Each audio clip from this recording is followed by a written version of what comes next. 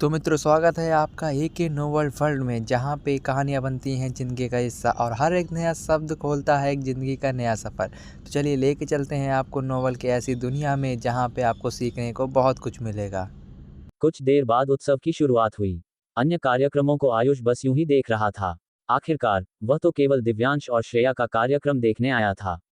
इस समय दिव्यांश और श्रेया पर्दे के पीछे तैयारी कर रहे थे। उनके बगल में छात्र संघ का बेचैन अध्यक्ष खड़ा था।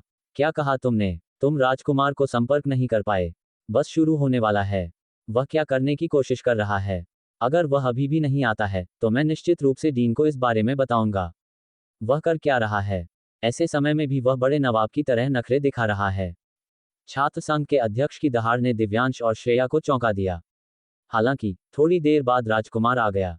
वह अकेला नहीं था, उसके साथ सहायक, प्रबंधक और अंगरक्षक भी थे। भीड़ राजसी थी। जो लोग उसे जानते थे वे जानते थे कि वह भी श्रेणी का कलाकार है, लेकिन जो नहीं जानते थे वे सोचते कि वह कोई बड़ा नेता है। श्रेया दिव्यांश को राजकुमार का अभिवादन करने के लिए खींचना चाहती थी, लेकिन दिव्यांश ने उसका हाथ पकड़ लिया। चलो बस अपना काम करते हैं। वैसे भी इस नाटक का मुख्य पात्र हम नहीं हैं। उसकी परवाह करने की कोई जरूरत नहीं है। दिव्यांश को विश्वास नहीं था कि जिस व्यक्ति ने बहुत कम अभ्यास किया हो वह शानदार प्रदर्शन कर सकता है। जैसे ही उसने बात की, राजकुमार बिना उनकी ओर देखे उनके पास से गुजर गया। श्रेया भी समझ गई और दिव्यांश के साथ अभ्यास करने लगी। वे ये सुनिश्चित करना चाहते थे कि कुछ भी गलत न हो। आधे घंटे बाद उनके प्रदर्शन की बारी आई।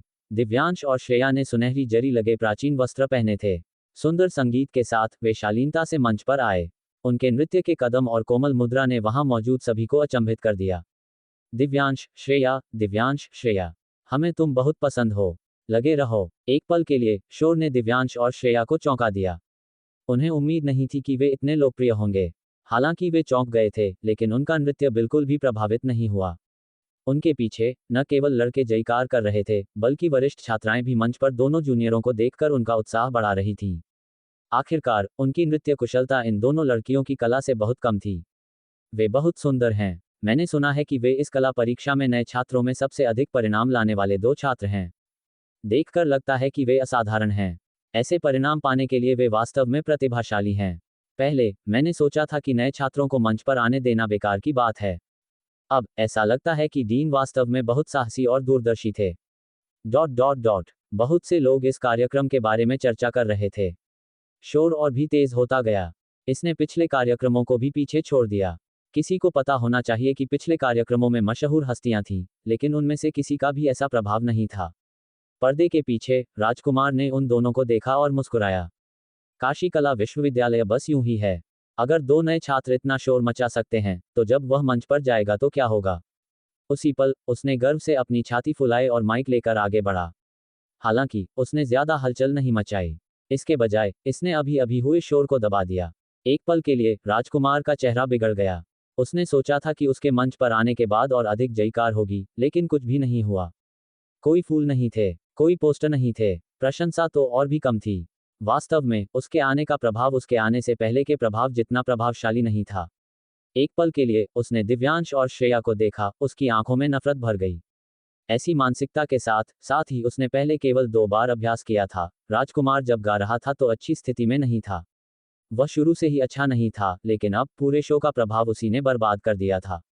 क्या हो रहा है? ये गायन तो बस नृत्य को बर्बाद कर रहा है। मैं हाल ही में बहन लीला के नए गाने सुन रहा हूँ, लेकिन अब ऐसे गाने सुनना ऐसा है जैसे मेरे कानों में गंदगी उड़ेल दी गई हो। क्या बकवास! अगर मैं भी जाऊं तो उससे बेहतर गा सकता हूं। इसमें बिल्कुल भी शेखी बघाड़ने की जरूरत नहीं है। जैसे ही इन लोगों ने बात की, बहुत से लोगों ने सहमति में सिर हिलाया। पूरे दर्शक उत्साहित होकर चर्चा कर रहे थे। यहां तक कि हूटिंग भी हो रही थी। हूटिंग फैलने लगी। फिर पूरे हॉल में सभी ने हूटिंग शुरू कर दी। दिव्यांश श्रेया के प्रशंसक शाप देने लगे। भाग जाओ, तुम क्या गा रहे हो? तुम बस दिव्यांश और श्रेया के नृत्य को बर्बाद कर रहे हो। सही बात है, वे पहले से ही दुनिया से अलग हैं। वह तो सीता को भी मोक्ष दिला सकती है। एक प्रसिद्ध हिंदी मुहावरे का आधुनिक रूपांतरण। पूरे दर्शक असंतोष से भर गए। यहां तक कि दुष्यंत हाहाकार ने भी माथे पर बल डाला। राजकुमार का गाना सुनकर उसे उल्टी सी महसूस हुई। इस बीच आयुष ने उन्हें अनदेखा कर दिया। उसकी निगाहें दिव्यांश और श्रेया पर थीं। मंच के नीचे का माहौल तुरंत मंच पर पहुंच गया। जब राजकुमार ने हूटिंग और शाप सुने तो उसका पहले से ही उदास चेहरा और भी काला पड़ गया। उसने अपने पीछे दिव्यांश और श्रेया को देखा, उसकी आंखों में नफरत और तेज हो गई। हालांकि उन दोनों पर कोई असर नहीं पड़ा। वे एक उच्च स्तरीय नृत्य बनाए हुए थे। संगीत की लय के साथ हर कदम एकदम सही था, जो उनकी कड़ी मेहनत के परिणाम को दर्शाता था। जितना अधिक ऐसा था, उतना ही अधिक विरोधाभास था। राजकुमार इतना गुस्सा था कि वह कुछ पंक्तियां भी नहीं गा पाया। एक पल के लिए हर जगह शाप थे। Dot dot dot. जब राजकुमार ने यह दृश्य देखा तो उसने अपनी अभिव्यक्ति को ठीक किया और कुछ कदम आगे बढ़ाया। जैसे ही वह चला, उसने गाना गाया। एक सेलिब्रिटी के संगीत समारोह की तरह वह पूरे मंच पर घूमा, समय समय पर दिव्यांश और श्रेया के नृत्य मार्ग को अवरुद्ध कर दिया।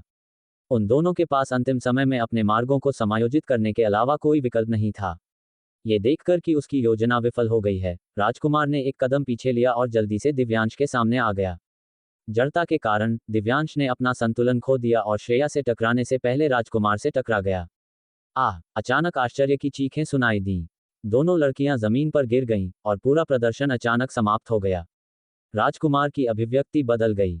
उसने दिव्यांश और श्रेया को देखा। जैसे ही उसने हंसते हुए कहा, तुम क्या कर रहे हो? जब तुमने अभ्यास किया था तो तुमने अपनी स्थिति और मार्गों का अभ्यास कैसे किया था?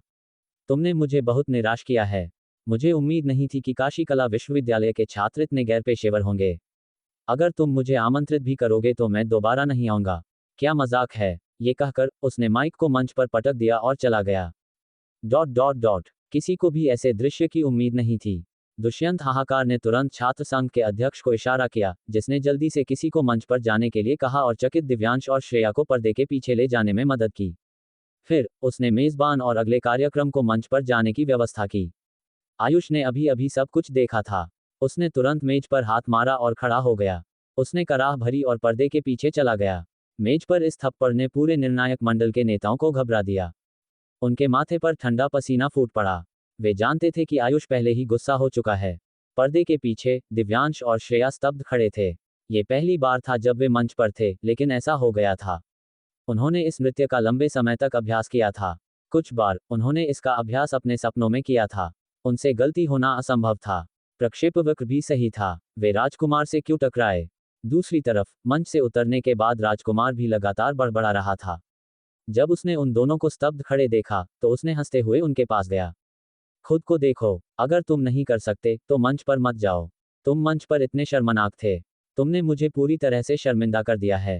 राजकुमार ने उन दोनों को देखा और ठंडे स्वर में डांटा, क्या तुम जानते हो कि मेरा वार्षिक वेतन कितना है? अगर यह मुझे प्रभावित करता है तो क्या तुम जिम्मेदारी ले सकते हो? मुझे बताओ, तुम मुझे कैसे मुआवजा दोगे?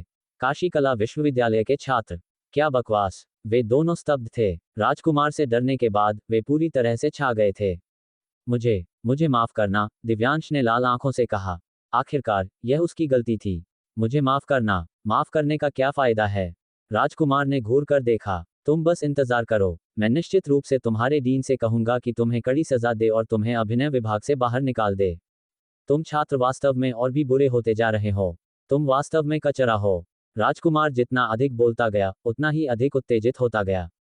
अंत में उसने अपना हाथ उठाया और दिव्यांश के चेहरे पर थप्पड़ मारने की तैयारी की। धड़ाम। अगले ही पल दरवाजे से एक दबी हुई आवाज आई। आयुष ने दरवाजा खोल दिया और राजकुमार को देखा, जो अपना हाथ हिला रहा था।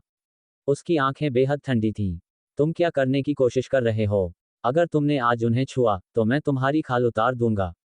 वह गुस्से में था। पहले दरवाजे पर लात मारने के साथ पर्दे के पीछे हर कोई आयुष से चौंक गया था। आंखों के जोड़े आयुष को देख रहे थे, यह नहीं जानते थे कि क्या हुआ था। इस समय आयुष का चेहरा उदास था और उसकी आंखें एक जंगली भेड़िए की तरह थीं, एक ठंडी रोशनी फेंक रही थीं। ऐसा लग रहा था जैसे एक ही नज़र किसी को मौत के घाट उतार सकती है। दिव्यांश बचपन से ही उसकी आंखों का तारा रहा था। वह उसे अपने हाथों में पकड़ता था क्योंकि उसे डर था कि वह गिर जाएगा। इतने सालों के बाद उसने उसे डांटा भी नहीं था, उसे मारना तो दूर की बात है। अब कोई वास्तव में उसे छूना चाहता था। राजकुमार मौत मांग रहा था। इस समय राजकुमार आयुष की दहाड़ से स्तब्ध था। वह वहां स्तब्ध खड़ा रहा, उसका हाथ हवा में लटका हुआ था, यह नहीं जानता था कि क्या करना है। तुम कौन हो? तुम्हारी हिम्मत कैसे हुई मुझ पर चिल्लाने की? राजकुमार ने अपना हाथ नीचे किया और आयुष को देखा। उसने माथे पर बल डाला और उसका चेहरा असंतोष से भरा हुआ था। जब उसने ये कहा तो उसकी तीखी आवाज ने बस सभी के कानों को उत्तेजित कर दिया। राजकुमार लंबे समय से एक बड़े नवाब की तरह काम कर रहा था। आयुष के युवा रूप को देखते हुए उसने उसे गंभीरता से नहीं लिया। उसने तुरंत हंसते हुए कहा और देखना चाहता था कि वह उसके लिए क्या कर सकता है। आयुष को अपनी ओर चलते देखकर उसने अपना हाथ हिलाया। दोनों अंगरक्षक तुरंत ऊपर चले गए और आयुष के कंधे पर दबाव डाला। बच्चे, तुम क्या चाहते हो? मैं तुम्हें एक मौका दूंगा। भाग जाओ, आयुष ने ठंडे स्वर में बात की। इस वाक्य ने दोनों बलिष्ठ पुरुषों को हंसा दिया। ये बच्चा क्या कह रहा था? हालांकि वह पतला था, उसे देखना चाहिए था कि वह किससे सामना कर रहा था। वे दोनों अंगरक्षक थे। वे दोनों मांसल थे और 1.9 मीटर से अधिक लंबे थे। इस बच्चे ने वास्तव में उनके सामने बकवास करने की हिम्मत की। ये बस हास्यास्पद था। हे बच्चे, तुम कड़क। इससे पहले कि एक आदमी अपनी बात पूरी कर पाता, आयुष ने उसकी बांह को पकड़ लिया और बस उसे घुमा दिया। दूसरे आदमी को भी आयुष ने लात मारकर बाहर निकाल दिया। वह अपनी छाती पकड़कर चिल्लाया, उसके मुंह के कोने से खून बह रहा था। यह एक पल में राजकुमार को भी उम्मीद नहीं थी कि आयुष में ऐसी क्षमता होगी।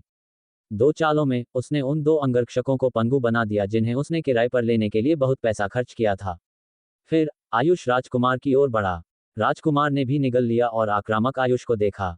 हालांकि अगले ही पल उसने भी इसे सोचा, अगर आयुष लड़ सकता था तो क्या हुआ? वे केवल 2 अंगरक्षक थे और वह एक बी श्रेणी का सेलिब्रिटी था। क्या उसने उसे छूने की हिम्मत की? हर कोई देख रहा था। अगर आयुष ने उसे छूने की हिम्मत की तो वह एक वकील को काम पर रखने और आयुष को जेल भेजने की हिम्मत करेगी। तुम क्या चाहते हो? राजकुमार ने अपने हाथों को अपनी कमर पर रखा और अहंकारी लग रहा था। अगर तुम आज मुझे छूने की हिम्मत करते हो तो मैं तुम्हें जेल भेज दूंगा। मैं तुम्हें बर्बाद कर दूंगा। तुम्हारी प्रतिष्ठा। हर शब्द ने सभी के दिलों को हिला दिया। ये देखकर कि स्थिति अच्छी नहीं थी, छात्र संघ का अध्यक्ष ऊपर आने और स्थिति को शांत करने वाला था जब उसने आयुष को अपना हाथ उठाते देखा। पा, एक कुरकुरा आवाज गूंज उठी। ये बेहद स्पष्ट था। 5 उंगलियों के निशान राजकुमार के चेहरे पर छप गए। राजकुमार जमीन पर गिर गया और सदमे भरी अभिव्यक्ति के साथ अपना चेहरा ढक लिया। किनारे पर जब सभी ने ये दृश्य देखा तो वे भी चौंक गए। उनकी आंखें चौड़ी हो गईं और वे विश्वास नहीं कर सके कि वे क्या देख रहे थे। किसी ने वास्तव में राजकुमार को थप्पड़ मारा। जब छात्र संघ के अध्यक्ष ने यह दृश्य देखा तो वह अपने दिल में चिल्लाया। अगर वे झगड़ते थे तो यह एक छोटी सी बात थी। हालांकि अगर आयुष ने अब हमला किया तो यह एक बड़ी बात होगी। अच्छा अच्छा अच्छा अच्छा, तुम्हारी हिम्मत कैसे हुई मुझे मारने की? तुम्हारी हिम्मत कैसे हुई मुझे मारने की? राजकुमार जमीन पर बैठ गया और आयुष की ओर इशारा किया। तुम बस इंतजार करो। तुम्हारी हिम्मत कैसे हुई मुझे मारने की? क्या तुम जानते हो कि मैं कौन हूं? क्या तुम जानते हो कि तुम कौन हो? तुम जेल जा रहे हो। उसके शब्दों ने उनके बगल के छात्रों को चिंतित कर दिया। उन्होंने आयुष को देखा। हालांकि आयुष इस थप्पड़ से अपना गुस्सा निकाल पाया था, राजकुमार के स्वभाव और व्यक्तित्व के आधार पर वह वास्तव में उसे जेल में फेंक सकती थी। अगर वह वास्तव में जेल गया तो यह उसके रिकॉर्ड में एक बेहद शर्मनाक दृश्य छोड़ देगा। उसके बाकी जीवन पर भी बहुत असर पड़ सकता है। यह छात्र संघ का अध्यक्ष आयुष के करीब झुक गया। छात्र, तुम बहुत जल्दबाज हो। तुम्हें जल्दी से उससे माफी मांगनी चाहिए। अब और जिद्दी मत बनो। ये सही है। उससे गड़बड़ मत करो। हम उससे जीत नहीं सकते, कुछ छात्राओं ने धीरे से कहा। आखिरकार राजकुमार अब एक अर्ध बी श्रेणी का सेलिब्रिटी था। छात्रों की नज़र में ये पहले से ही काफी ऊंचा स्थान था। उससे जीत नहीं सकते। आयुष के होंठ एक ठंडी मुस्कान में मुड़ गए। उसने राजकुमार को देखा जो जमीन पर बैठा हुआ था और एक दृश्य बना रहा था और हंसते हुए कहा, तुम्हें अब मनोरंजन उद्योग में नहीं रहना पड़ेगा। भाग जाओ। तुम्हें अब मनोरंजन उद्योग में नहीं रहना पड़ेगा। भाग जाओ। उसके शब्दों ने राजकुमार सहित वहां मौजूद सभी को स्तब्ध कर दिया। फिर आयुष ने अपना फोन निकाला और मार्क को फोन किया। आयुष की हरकतें देखकर राजकुमार, जो जमीन पर था, जोर से हंसा। क्या मजाक है? क्या वह उसे प्रतिबंधित करने की कोशिश कर रहा था? वह कौन है? ... एक बदबूदार छात्र ने वास्तव में उसके सामने दिखावा करने की हिम्मत की। बच्चे, क्या तुम मुझे डराने की कोशिश कर रहे हो? मैं तुम्हें बताती हूँ, मुझे प्रतिबंधित करो। सपना देखो। क्या तुम जानते हो कि मेरे पीछे कौन है? मुझे तुम्हें सच बताने में डर नहीं लगता। मेरा प्रेमी मध्य दक्षिण मनोरंजन के संचालन विभाग का प्रबंधक है, हेमंत सिंह। हेमंत सिंह, वह मध्य दक्षिण मनोरंजन के संचालन विभाग का प्रबंधक था। छात्रों की आंखें चौड़ी हो गईं। हालांकि वे जानते थे कि राजकुमार का अभिनय कौशल इतना बुरा था और उसे किसी ने समर्थन दिया था, उन्हें उम्मीद नहीं थी कि उसके पास समर्थन का इतना मजबूत स्रोत होगा। मध्य दक्षिण मनोरंजन दक्षिण में एक मध्यम आकार की मनोरंजन कंपनी थी। पिछले महीने उन्होंने एक साहित्यिक फिल्म से भारी लाभ कमाया था। मध्य दक्षिण मनोरंजन के हेमंत सिंह, सही। ठीक है। आयुष ने सिर हिलाया और एक और संदेश भेजा। जैसे ही उसने संदेश भेजा, लोगों का एक समूह अंदर आया। वह कोई और नहीं बल्कि दुष्यंत हाहाकार था। जब दुष्यंत हाहाकार ने अपने सामने की स्थिति देखी तो उसकी आंखें लगभग बाहर निकल गईं। राजकुमार ने दुष्यंत हाहाकार को देखा। डीन दुष्यंत, यह आपके स्कूल का छात्र होना चाहिए। काशी कला विश्वविद्यालय के छात्र वास्तव में प्रभावशाली हैं। वे मुझे मारने की भी हिम्मत करते हैं। मैं तुम्हें बताती हूँ, आज की घटना से केवल वही पीड़ित नहीं होगा, काशी कला विश्वविद्यालय की प्रतिष्ठा भी बर्बाद हो जाएगी। यह मामला खत्म नहीं हुआ है। डॉट डॉट डॉट जब दुष्यंत हाहाकार ने राजकुमार के शब्द सुने तो वह जल्दी से ऊपर चला गया और आयुष को देखा। निर्देशक आयुष, आज ये सब मेरी गलती है। ये सब इसलिए है क्योंकि मैंने मेहमानों को ठीक से नहीं चुना कि ऐसा हुआ। दुष्यंत हाहाकार का रवैया बेहद विनम्र था, जिसने सभी को चौंका दिया, राजकुमार सहित। अगले ही पल उसका फोन बजा। यह उसकी एजेंसी से था। उसने इसे उठाया। नमस्ते बहन, मैं काशी कला विश्वविद्यालय में हूँ। मुझे एक छात्र ने पीटा था। तुम्हें मेरी मदद करनी होगी। उसे जेल में फेंक दो। इससे पहले कि वह अपनी बात पूरी कर पाती, दूसरे छोर से एक आवाज गूंज उठी। तुम क्या कर रही हो? मैं तुम्हें बताती हूँ, तुम खत्म हो गई हो। उच्च अधिकारियों ने पहले ही एक नोटिस जारी कर दिया है। वे तुम्हें पूरी तरह से प्रतिबंधित करने जा रहे हैं। इन शब्दों ने राजकुमार को वहां बैठा दिया, लकवा मार गया। वह स्तब्ध थी। राजकुमार ने फोन पकड़ा, उसका दिमाग खाली था। उसने चीजों के ऐसे होने की उम्मीद कैसे की होगी? वह मूल रूप से चाहती थी कि उसकी प्रबंधन कंपनी आयुष को जेल भेजने में उसकी मदद करे, लेकिन अंत में क्या हो रहा था? लेकिन उन्होंने मुझे क्यों प्रतिबंधित कर दिया? मेरा प्रेमी हेमंत सिंह है। उसके आसपास होने के कारण कौन मुझे प्रतिबंधित करने की हिम्मत करेगा? राजकुमार अहंकारी क्यों था और हर दिन एक बड़े नवाब की तरह काम करता था और इतनी सारी भूमिकाएं लेता था क्योंकि हेमंत सिंह ने उसे पीछे से समर्थन दिया था। मध्य दक्षिण मनोरंजन के संचालन विभाग का प्रबंधक कोई ऐसा व्यक्ति था जिसे बहुत से लोग खुश करना चाहते थे। हेमंत सिंह, हे। फोन के दूसरे छोर पर बैठे व्यक्ति ने हंसते हुए कहा, इसके बारे में सोचना भी मत। अभी हेमंत सिंह को सीधे मध्य दक्षिण मनोरंजन से बाहर निकाल दिया गया था। अब हेमंत सिंह कुछ भी नहीं है। बाद में कंपनी वापस जाओ और अपना अनुबंध समाप्त कर दो। कंपनी के नुकसान की भरपाई करो। डॉट डॉट डॉट राजकुमार ने फोन पकड़ा और ढह गई। उसने आयुष को देखा। तुम कौन हो? दुष्यंत हाहाकार ने हंसते हुए कहा। निर्देशक आयुष पवित्र स्वर्ग मनोरंजन के अध्यक्ष और सबसे बड़े शेयरधारक हैं। वह निश्चित रूप से नियंत्रक शेयरधारक हैं। पवित्र स्वर्ग मनोरंजन का पूर्ण नियंत्रक। इन शब्दों ने राजकुमार की आंखें चौड़ी कर दी और उसकी भावना ढह गई। वह निर्जीव आंखों से जमीन पर बैठ गई। उसने आखिरकार समझा कि आयुष इतना सक्षम क्यों था। उसने एक फोन कॉल से उसे प्रतिबंधित कर दिया और हेमंत सिंह को बाहर निकालने के लिए मध्य दक्षिण मनोरंजन को एक संदेश भेजा। यह इसलिए था, पवित्र स्वर्ग मनोरंजन के सामने मध्य दक्षिण मनोरंजन कुछ भी नहीं था। पूरे मनोरंजन उद्योग को पवित्र स्वर्ग मनोरंजन का सम्मान करना पड़ा। अगर पवित्र स्वर्ग मनोरंजन एक अभिनेता को प्रतिबंधित करना चाहता था, तो कौन उनका अनादर करने की हिम्मत करेगा? कौन उसके लिए ऐसे एक विशाल को नाराज करने की हिम्मत करेगा? आयुष ने राजकुमार और दुष्यंत हाहाकार को देखा।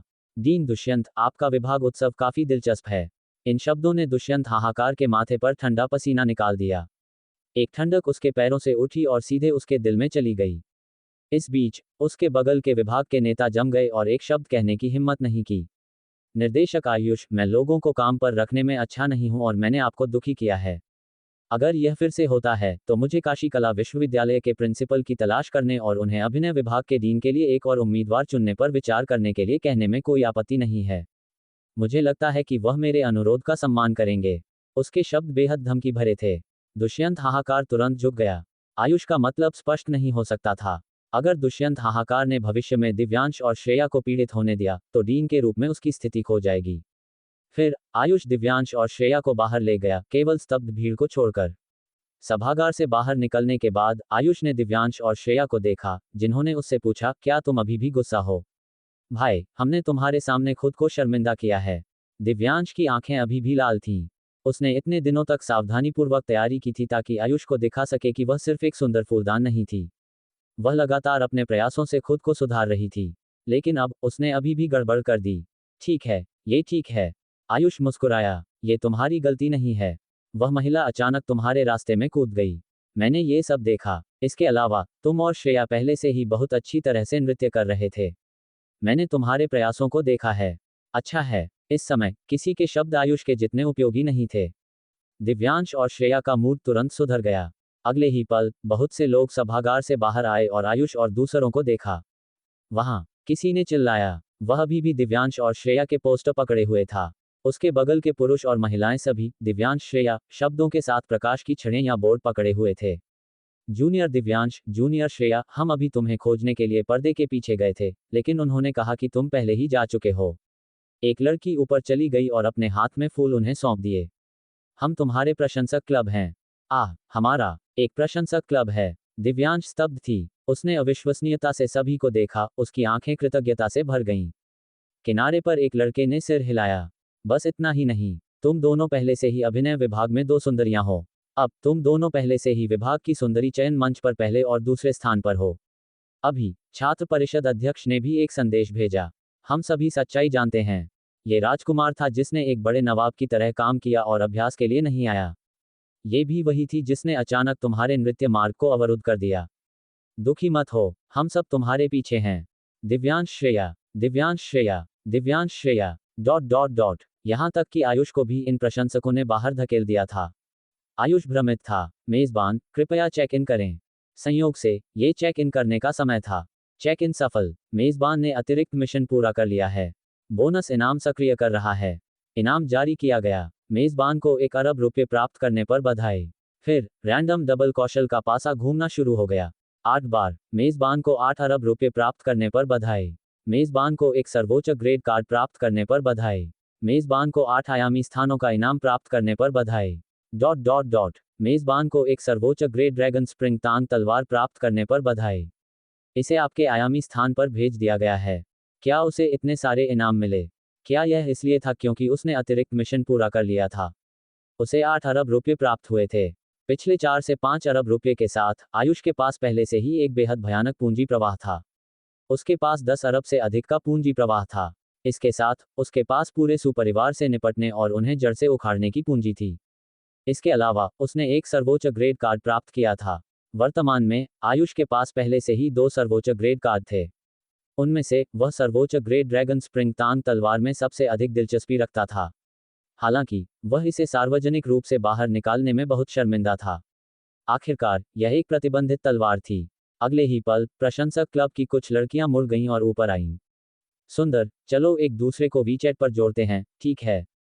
हम तुम्हें लंबे समय से देख रहे हैं। ... क्या तुम भी काशी कला विश्वविद्यालय के छात्र हो? कुछ लोगों ने उसे घेर लिया और आयुष से सवाल पूछे, जिससे वह थोड़ा हताश महसूस कर रहा था। कभी कभी बहुत अधिक आकर्षण होना अच्छा नहीं होता था।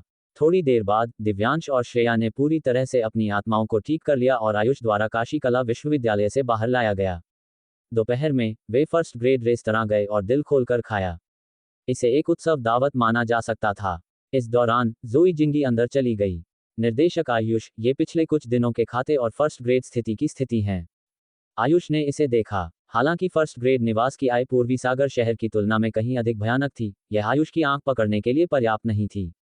रात के खाने के बाद दोनों छोटी लड़कियों ने कहा कि वे खरीदारी करना चाहती हैं। आखिरकार उन्होंने इतने लंबे समय तक परीक्षा की तैयारी की थी। अब जब परीक्षा समाप्त हो गई थी तो उन्हें आराम करना चाहिए। इस बीच आयुष ने मार्क, जियांग जेंगयू और जेंग युआन को पूर्वी पर्वत विला में इकट्ठा होने के लिए बुलाया। जब वे पहुंचे तो सूर्य वेनकाई पहले ही चाय बना चुका था। आयुष मेज के मुखिया पर बैठ गया और उन 3 लोगों को देखा जो जल्दी से आए थे। उसने अपना हाथ हिलाया। तीनों के बैठने के बाद आयुष की उंगलियों ने धीरे से मेज पर टैप किया। उसकी आंखें ठंडक से भर गईं। मैंने तुम्हें आज यहाँ एक बात कहने के लिए बुलाया है। सुपरिवार पर हमला करने का समय आ गया है। सुपरिवार पर हमला करने का समय आ गया है। आयुष के शब्दों ने उन 3 लोगों को, जिन्होंने अभी अभी चाय की एक घूंट ली थी, लगभग अपने मुंह में चाय थूक दी। क्या निर्देशक आयुष क्या कह रहा था? क्या वे इतनी जल्दी सुपरिवार पर हमला करने जा रहे थे? हालांकि उन्होंने लंबे समय तक आधारशिला रखी थी, फिर भी सुपरिवार की नींव वहीं थी। कई कंपनियां उनसे उलझी हुई थीं और उन्हें काटा नहीं जा सकता था। ऐसी परिस्थितियों में भले ही उन्होंने अंत में सुपरिवार को नष्ट कर दिया, उन्हें एक बेहद उच्च कीमत चुकानी होगी। ये कहा जा सकता है कि सुपरिवार के खिलाफ जीतने का उनका 70-30 मौका था। हालांकि अगर सुपरिवार के पास कोई बैकअप योजना थी तो ऐसा नहीं हो सकता था। इसलिए उन्होंने अब सुपरिवार पर हमला करने की सिफारिश नहीं की। अन्यथा यह उनके लिए एक बड़ा झटका होगा। यह 1000 दुश्मनों को मारने और उनके 800 सैनिकों का बलिदान करने के बराबर था। जियांग जेंगयू ने तुरंत अपने विचारों को आवाज दी। जियांग जेंगयू सेना से था।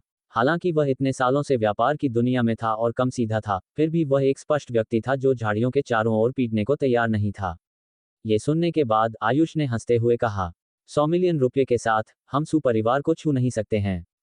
1 अरब रुपये सुपरिवार को नष्ट करने के लिए पर्याप्त नहीं है। फिर क्या 10 अरब रुपये सुपरिवार को गिरने के लिए पर्याप्त हैं? 10 अरब। वे तीनों स्तब्ध थे। उन्होंने चौड़ी आंखों से आयुष को देखा। वे विश्वास नहीं कर सकते थे कि उन्होंने क्या सुना था। 10 अरब रुपये, ये पैसा था, अचल संपत्ति नहीं। वर्तमान में आयुष की अचल संपत्ति का मूल्य लंबे समय से 10 अरब से अधिक हो गया था। हालांकि अप्रत्याशित रूप से निर्देशक आयुष के पास वास्तव में अभी भी 10 अरब रुपये का फंड था। सुपरिवार के साथ एक मूल्य युद्ध छेड़ने, सुपरिवार और अन्य कंपनियों के बीच कनेक्शन काटने और सुपरिवार के व्यवसायों के शेयरों को छीनने के लिए 10 अरब रुपये का उपयोग किया जा सकता था। आयुष ने उन तीनों को देखा।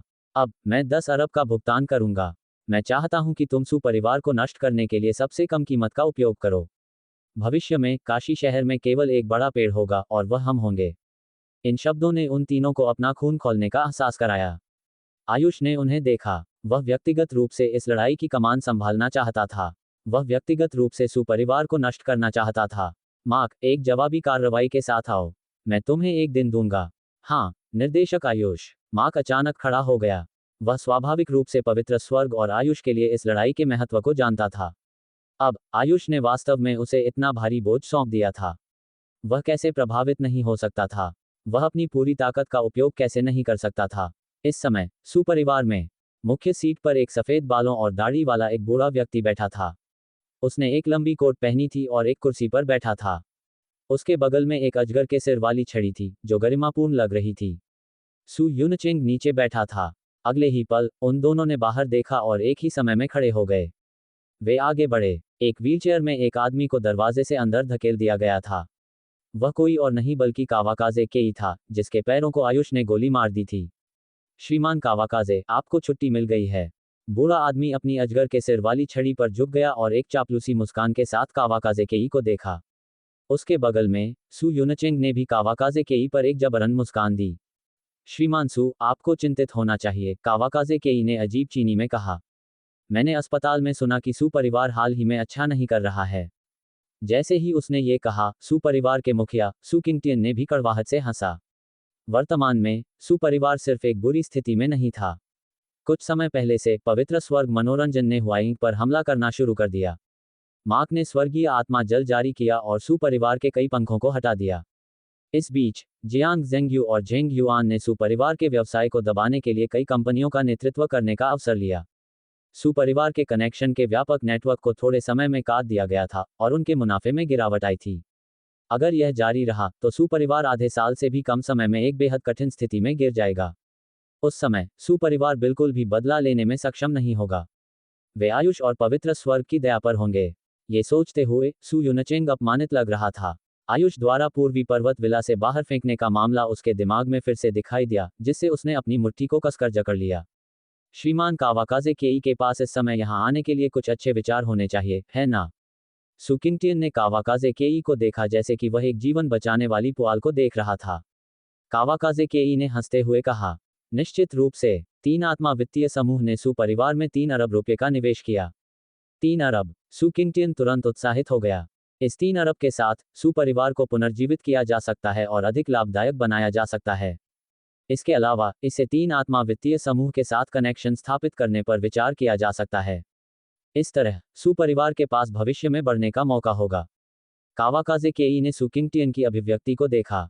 ये सिर्फ ये 3 अरब नहीं है। मेरे परिवार ने मुझे 20 हत्यारों का एक समूह लाने के लिए भी कहा जो लंबे समय से पोषित हैं। उनमें से हर एक कभी एक भाड़े का था और असहनीय प्रशिक्षण से गुजरा है। 3 आत्मा वित्तीय समूह के इन हत्यारों को हमारे द्वारा पोषित किया गया था और हमारे परिवार में एक महत्वपूर्ण रणनीतिक स्थिति है। उनका उपयोग आमतौर पर व्यापार विवादों से निपटने और सिर काटने के संचालन को करने के लिए किया जाता है। जब सु किंगटियन ने यह सुना तो उसका दिल धड़क गया। सु परिवार ने भी ऐसे लोगों का एक बैच पोषित किया था, लेकिन वे युवा बदमाशों द्वारा बनाए गए थे। हालांकि उन्होंने प्रशिक्षण लिया था और उन्हें आग्नेयास्त्रों का उपयोग करना पता था, उनकी युद्ध शक्ति जियांग जेंगयू के अंगरक्षकों से कम थी। 3 आत्मा वित्तीय समूह द्वारा पोषित हथियारों को तो छोड़ ही दें। उनके हथियारों का उपयोग विशेष रूप से बड़े शॉट्स को मारने के लिए किया जाता था। ऐसी शक्ति के साथ अगर वे किसी को बताए बिना आयुष से छुटकारा पा सकते थे तो पवित्र स्वर्ग गठबंधन नेताहीन होगा और युद्ध का मोर्चा ढह जाएगा। उस समय पवित्र स्वर्ग, कड़ाही ड्रैगन सुरक्षा और झेंग निगम आसान लक्ष्य होंगे। अच्छा, ये बहुत अच्छा है। सू किंगटियन और सू यूनचेंग दोनों मुस्कुरा रहे थे। मुझे उम्मीद नहीं थी कि तीन आत्मा वित्तीय समूह इस तरह हमारी मदद करेगा। हमारा सू परिवार निश्चित रूप से तीन आत्मा वित्तीय समूह के लिए अंतहीन रूप से आभारी होगा। कावाकाजे केई ने सिर हिलाया। हालांकि तीन आत्मा वित्तीय समूह कुछ भी नहीं के लिए आपकी मदद नहीं करेगा। बेशक, जब तक आप पूछते हैं, सुपरिवार निश्चित रूप से अपनी पूरी कोशिश करेगा। ठीक है, कावाकाजे केई ने मुस्कुराते हुए कहा। मैं जैद सील चाहता हूँ। इसके अलावा काशी शहर को नीचे ले जाने के बाद सुपरिवार चीन में खोलने के लिए तीन आत्मा वित्तीय समूह के लिए स्प्रिंगबोर्ड बन जाएगा। हालांकि तीन आत्मा वित्तीय समूह ने अपने देश में एक अच्छी प्रतिष्ठा का आनंद लिया, लेकिन काशी उत्तर में इसके बहुत सारे बाजार नहीं थे। हालांकि वह काशी उत्तर का प्रभारी व्यक्ति था, वह जानता था कि काशी उत्तर में 5 बड़े परिवारों द्वारा गठित वाणिज्य मंडल हस्तक्षेप करने के लिए उनकी जगह नहीं थी। इसलिए वे सू परिवार को काशी शहर से काशी उत्तर के लिए दरवाजा खोलने के लिए एक स्प्रिंगबोर्ड के रूप में उपयोग करना चाहते थे। इस बीच सू किंगटियन और सू यूनचेंग बिना किसी हिचकिचाहट के सहमत हुए। उनके लिए ये बस एक अच्छी बात थी। इस तरह सुपरिवार तीन आत्मा वित्तीय समूह पर भरोसा कर सकता था और काशी शहर के शीर्ष तक पहुंचने के लिए तीन आत्मा वित्तीय समूह की शक्ति पर भरोसा कर सकता था। कहने की जरूरत नहीं है, काशी शहर में आने के बाद सुपरिवार अभी भी काशी शहर के बाहर विकसित हो सकता था। उनका भविष्य आशाजनक था। इस मामले पर थोड़ी देर चर्चा करने के बाद कावाकाजे केई संतुष्टि में चला गया। फिर सू किंगटियन ने सू यूनचेंग को देखा। यूनचेंग, सू परिवार को दशकों से नीचे पारित किया गया है। हमने इतना बड़ा पारिवारिक व्यवसाय बनाया है। अब हम एक महत्वपूर्ण मोड़ पर हैं। मैं बूढ़ा हूं और तुम हमेशा मेरी विंग के नीचे नहीं रह सकते। अगर मैं एक दिन मर जाता हूं तो सुपरिवार निश्चित रूप से अराजकता में होगा। तुम्हारे चाचा, तुम्हारे पिता सहित सभी निराशाजनक हैं। मैंने तुम्हें पूरे सुपरिवार में बड़ा होते देखा और मैं तुम्हारा स्वभाव सबसे अच्छा जानता हूं। तुम सुपरिवार को प्रकाश में ले जा सकते हो। इसलिए तुम्हें इस अवसर को जब्त करना होगा। जब तक हम इस बार सफल होते हैं, हम तीन आत्मा वित्तीय समूह के साथ चढ़ने में सक्षम होंगे। उस समय पवित्र स्वर्ग का उल्लेख नहीं करने के लिए काशी शहर भी हमारे पैरों के नीचे होगा। भविष्य में हम काशी उत्तर में छठे प्रमुख परिवार की स्थिति के लिए प्रतिस्पर्धा करने में सक्षम हो सकते हैं। इसके अलावा ये तुम्हारे लिए अपनी शक्ति स्थापित करने और जनता को समझाने का भी एक अच्छा अवसर है। जाने दो और इसे करो। सुपरिवार में एक टीम भी है जिसे मैंने पोषित किया है। मैं तुम्हें कमान करने के लिए 30 लोगों को जुटाऊंगा।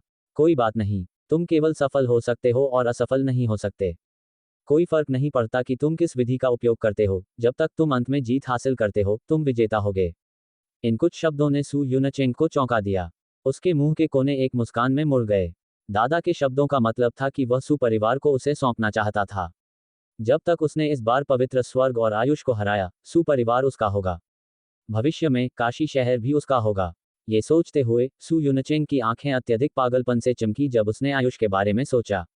अगले ही पल उसका फोन बजा। सू यूनचेंग ने इसे उठाया। क्या गलत है? युवा मास्टर, लीला का कॉपीराइट के कारण हमारे साथ विवाद है। अब हमें क्या करना चाहिए? दूसरे छोर पर व्यक्ति ने घबराहट में कहा। आखिरकार लीला अब एक साधारण गायक नहीं थी।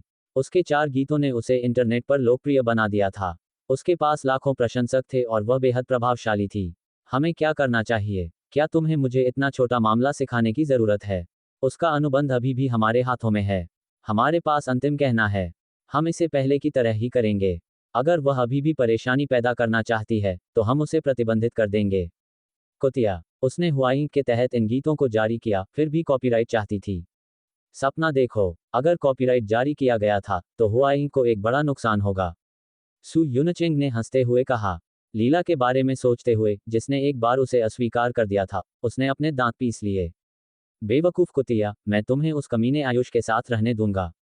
जब मैं पवित्र स्वर्ग से निपटता हूं और आयुष को मारता हूं, तो देखो मैं तुम्हारे साथ कैसे निपटता हूं। सू यूनचेंग के निर्देशों को प्राप्त करने के बाद प्रबंधक सू बहुत कठोर था।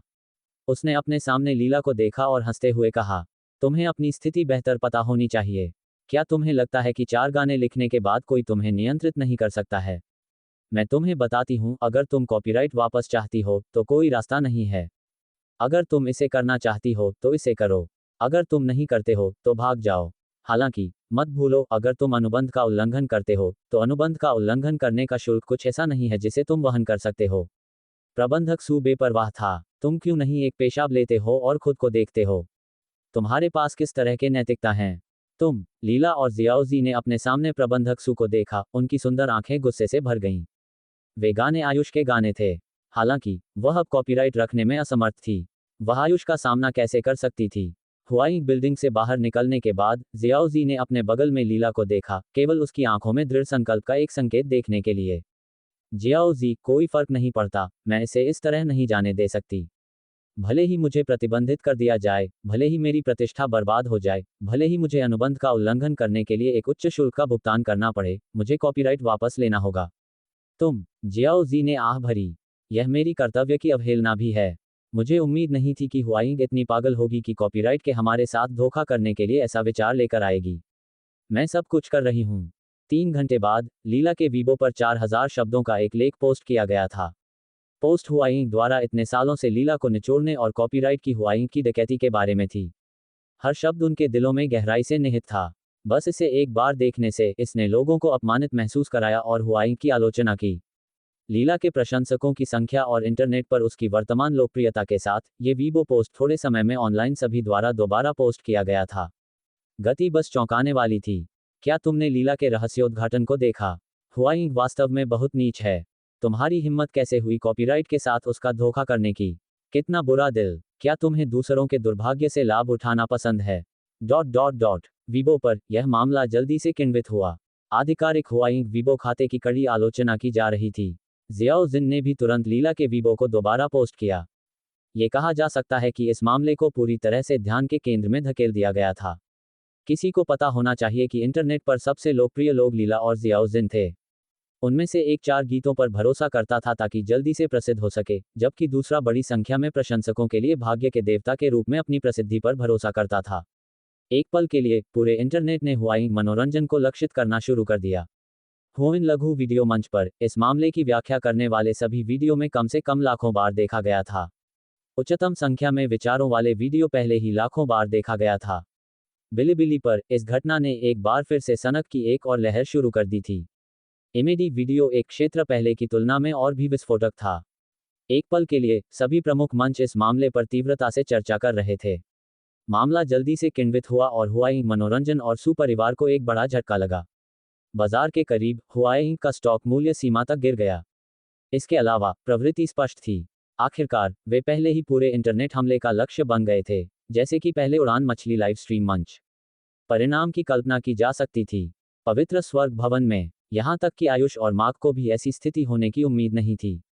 यह, मार्क कड़वाहट से मुस्कुराया, इसने वास्तव में बहुत मदद की। सू परिवार की नींव हुआइंग है। अब जब हुआइंग संकट में है तो पूरे सू परिवार और सू परिवार का गठबंधन कुछ दिनों में दिवालिया हो जाएगा। आयुष को उम्मीद नहीं थी कि लीला और जियाओ जिन, जिन्हें उसने अनजाने में लगाया था, उसकी 2 तेज तलवारें बन जाएंगी जो सू परिवार के दिल में छेद करेंगी। मार्क, तुम अपनी चौकसी को कम नहीं कर सकते। सू परिवार से जितनी जल्दी हो सके छुटकारा पाओ। आयुष ने गिरती रात में बाहर देखा और दिव्यांश को फोन करने के लिए अपना फोन निकाला। वह पूछने वाला था कि क्या उन्होंने खरीदारी कर ली है, लेकिन किसी ने नहीं उठाया। ये वास्तव में अजीब है। उन्होंने कहा था कि वे लेक्सियांग घाटी जाना चाहते थे, आयुष बड़बड़ाया। लेक्सियांग घाटी एक मनोरंजन पार्क और शॉपिंग शहर के बराबर थी। ये जियांगतान जिले में एक मनोरंजन और खरीदारी की जगह थी जिसे विशेष रूप से काशी शहर द्वारा खोला गया था। शहर से दूर जियांगतान जिले की अर्थव्यवस्था को बढ़ावा देने के लिए एक बड़ी राशि का निवेश किया गया था। मैं जाऊंगा, आयुष ने उन तीनों को देखा। मैं थोड़ी देर के लिए बाहर जाऊंगा। निर्देशक आयुष, हम यहाँ हैं। चिंता मत करो। मार्क ने कसम खाई कि आगामी जीत के लिए उसकी इच्छा किसी और से अधिक थी। यहाँ उन नामों की सूची दी गई है जिन्हें कहानी में भारतीय मुख्य पात्र का नाम आयुष्मान है। आयुष्मान कांच की दीवार के सामने खड़ा बाहर के हलचल भरे दृश्य को देख रहा था। वह अब बस जयनगर की चोटी पर खड़े होने ही वाला था। बाहर निकलकर आयुष्मान अपनी मर्सिडीज बेंज जी क्लास को रम्या घाटी की ओर ले गया। सड़क पर ज्यादा गाड़ियां नहीं थीं। आखिरकार रम्या घाटी शहर के केंद्र से दूर थी और लगभग बंद होने का समय हो रहा था। आयुष्मान गाड़ी चला रहा था और उसने पीछे देखने वाले शीशे में 2 काली गाड़ियों को देखा। उसका माथा हल्का सा सिकुड़ा। उसके पीछे की दोनों गाड़ियां उसका पीछा कर रही थीं।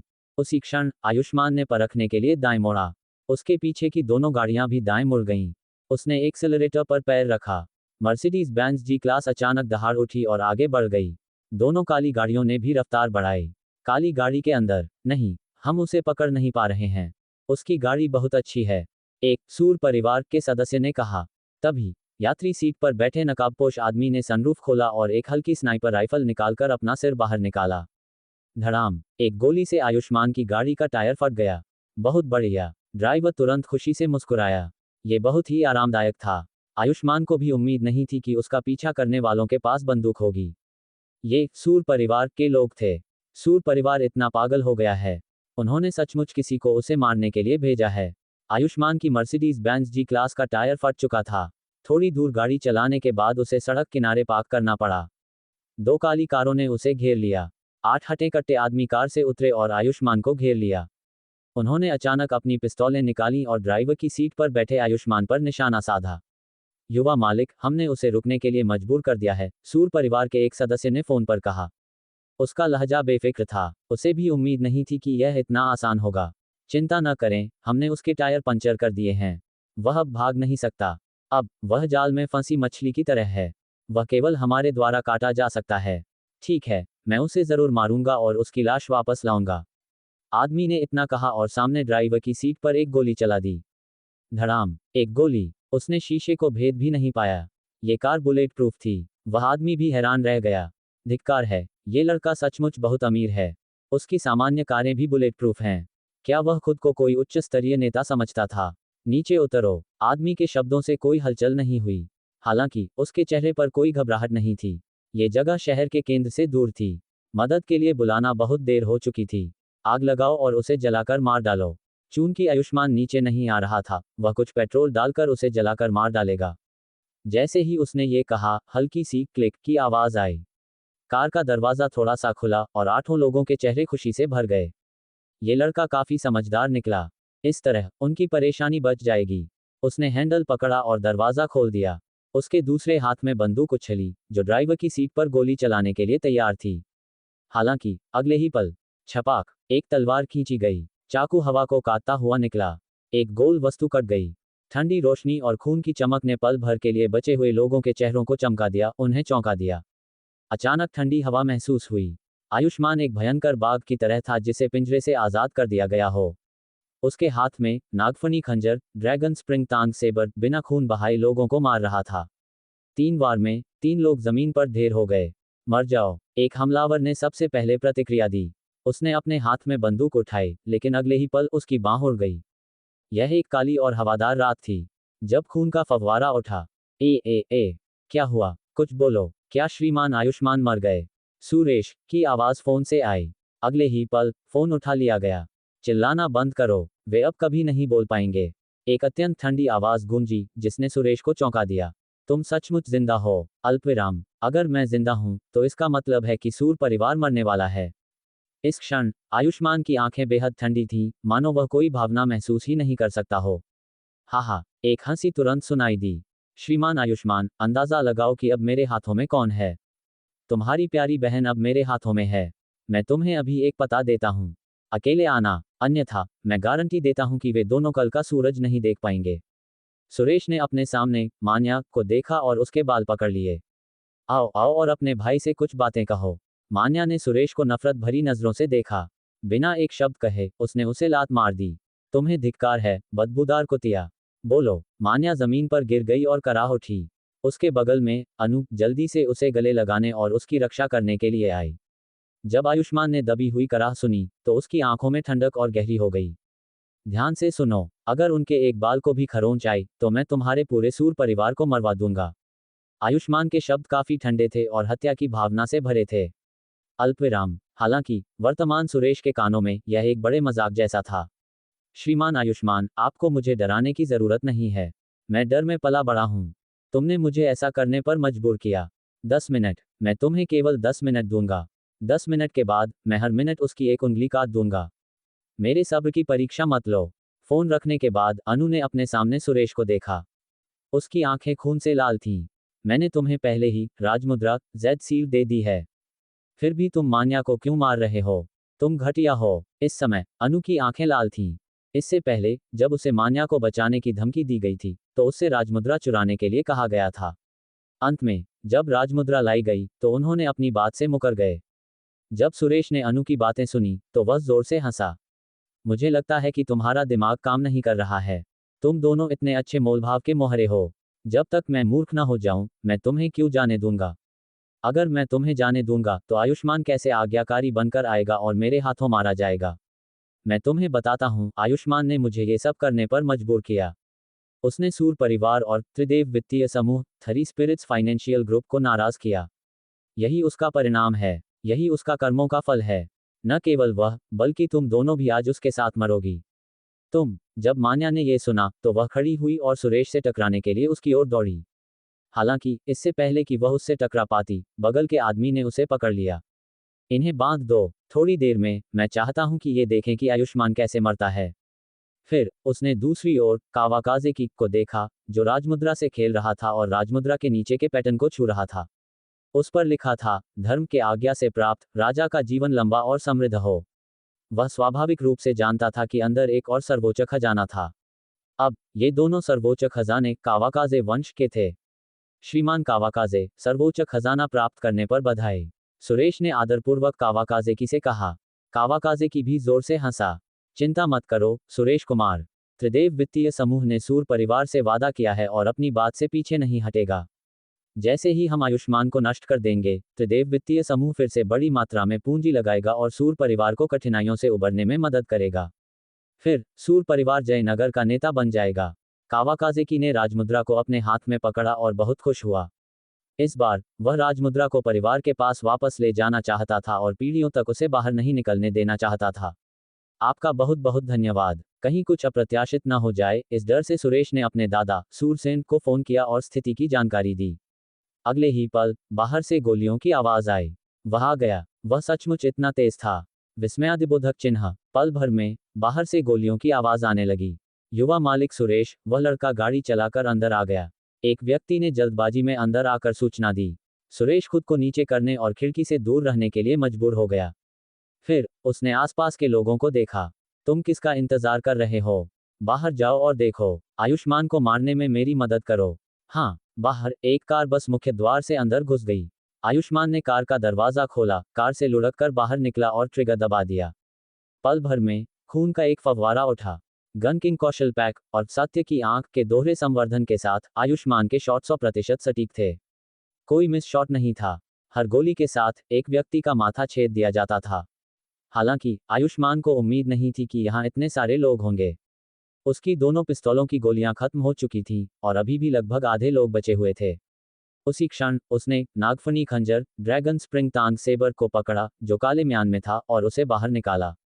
चांदनी रात में ठंडी रोशनी से चमकता हुआ खंजर और भी ठंडा लग रहा था। काले मुंह का सामना करते हुए आयुष्मान बस अकेले आगे बढ़ा। अल्पविराम। बाहर गोलियों की आवाज सुनकर सुरेश और कावाकाज़े के चेहरे पागलपन से भर गए। हाहा, मुझे उम्मीद नहीं थी कि यह लड़का सचमुच अकेले आने की हिम्मत करेगा। किनारे पर जब मान्या और अनु ने यह आवाज सुनी तो उनके चेहरे चिंता से भर गए। हालांकि उनके मुंह पर टेप लगा था, इसलिए वे केवल सिसक ही सकती थीं। थोड़ी देर बाद बाहर गोलियों की आवाजें कम हो गईं।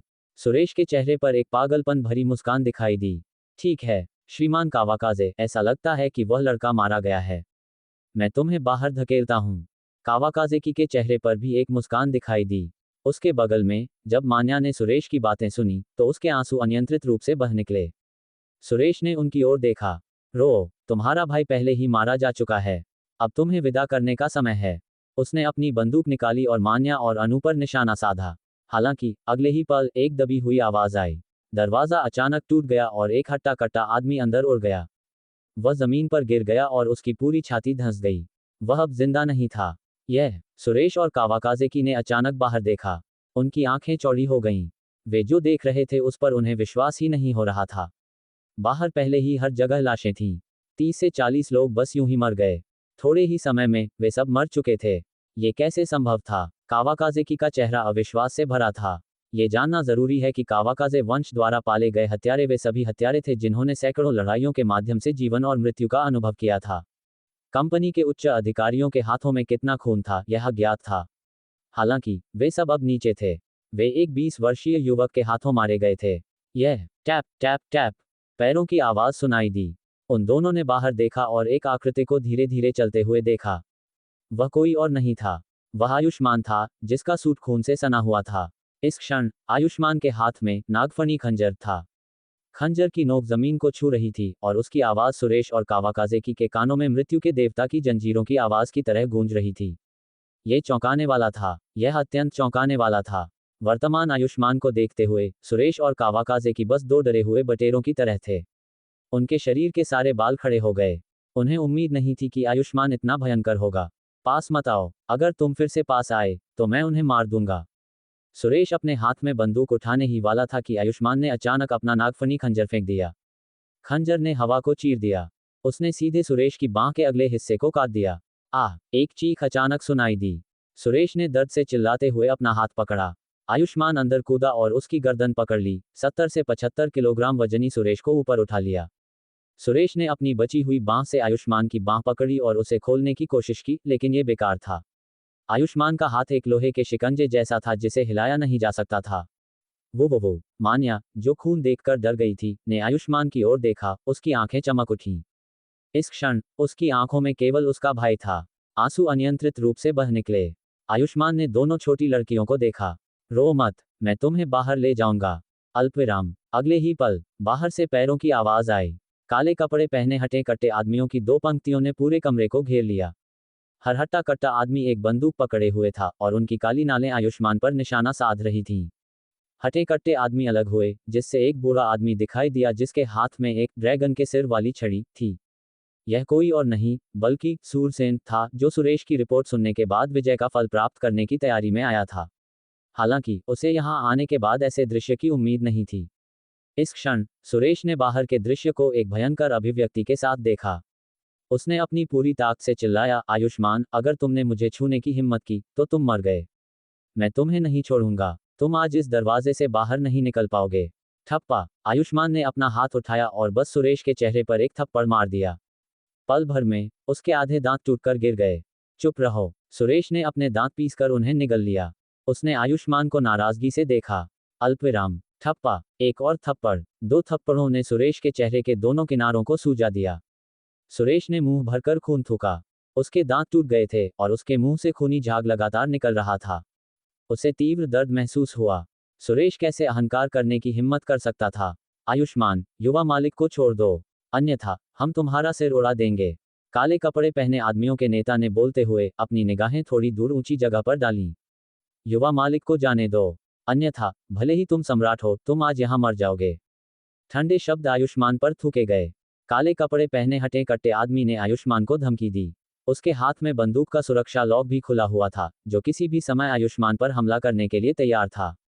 आयुष्मान ने इन हटे कट्टे आदमियों को नजरअंदाज किया और जमीन से सुरेश की बंदूक उठा ली। फिर वह सुरेश को दरवाजे तक ले गया और चलते हुए कहा, अपनी बंदूकें नीचे रखो। ये वाक्य उदासीनता से बोला गया था। यह ऊंचा नहीं था और इसमें कोई भावनाएं नहीं थीं। हालांकि जब ये सभी के कानों में पड़ा तो यह ऐसा था जैसे इसमें कोई जादुई शक्ति हो, जिससे उनके दिल कांप गए और उनके हाथ अनजाने में कांपने लगे। हटे कट्टे आदमी हिले नहीं और आयुष्मान को देखा। उन्हें समझ नहीं आ रहा था कि आगे बढ़ें या पीछे हटें। सूरसेन खड़ा हुआ। आयुष्मान, मैं तुम्हें अब एक मौका देता हूं। जब तक तुम सुरेश को जाने देते हो, मैं तुम्हें जाने दे सकता हूं। क्या तुम जानते हो कि तुम अब क्या कर रहे हो? तुमने त्रिदेव वित्तीय समूह के लोगों को मार डाला है। इसके अलावा तुम त्रिदेव वित्तीय समूह के प्रभारी व्यक्ति श्रीमान कावाकाजेकी की सुरक्षा को धमकी दे रहे हो। त्रिदेव वित्तीय समूह की शक्ति की तुम कल्पना भी नहीं कर सकते। जब आयुष्मान ने सूरसेन की बातें सुनी तो उसने कहा, त्रिदेव वित्तीय समूह? हा, तो क्या, अगर कोई भारत में उद्दंड होने की हिम्मत करता है और मेरे सामने उद्दंड होने की हिम्मत करता है, तो मैं उसे एक सबक सिखाऊंगा। एक खूनी सबक। अगले ही पल आयुष्मान ने अपना हाथ उठाया। धड़ाम, एक गोली चली और कावाकाजेकी की कनपटी तुरंत छेद दी गई।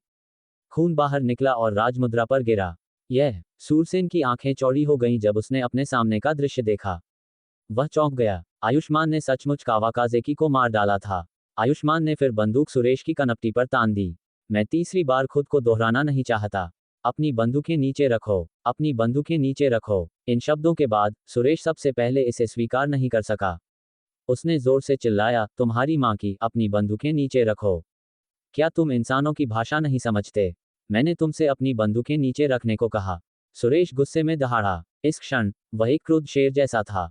विस्मयादिबोधक चिन्ह, विस्मयादिबोधक चिन्ह। सूरसेन ने अपना हाथ हिलाया और अपने बगल के हटे कट्टे आदमियों को अपनी बंदूक नीचे रखने के लिए कहा।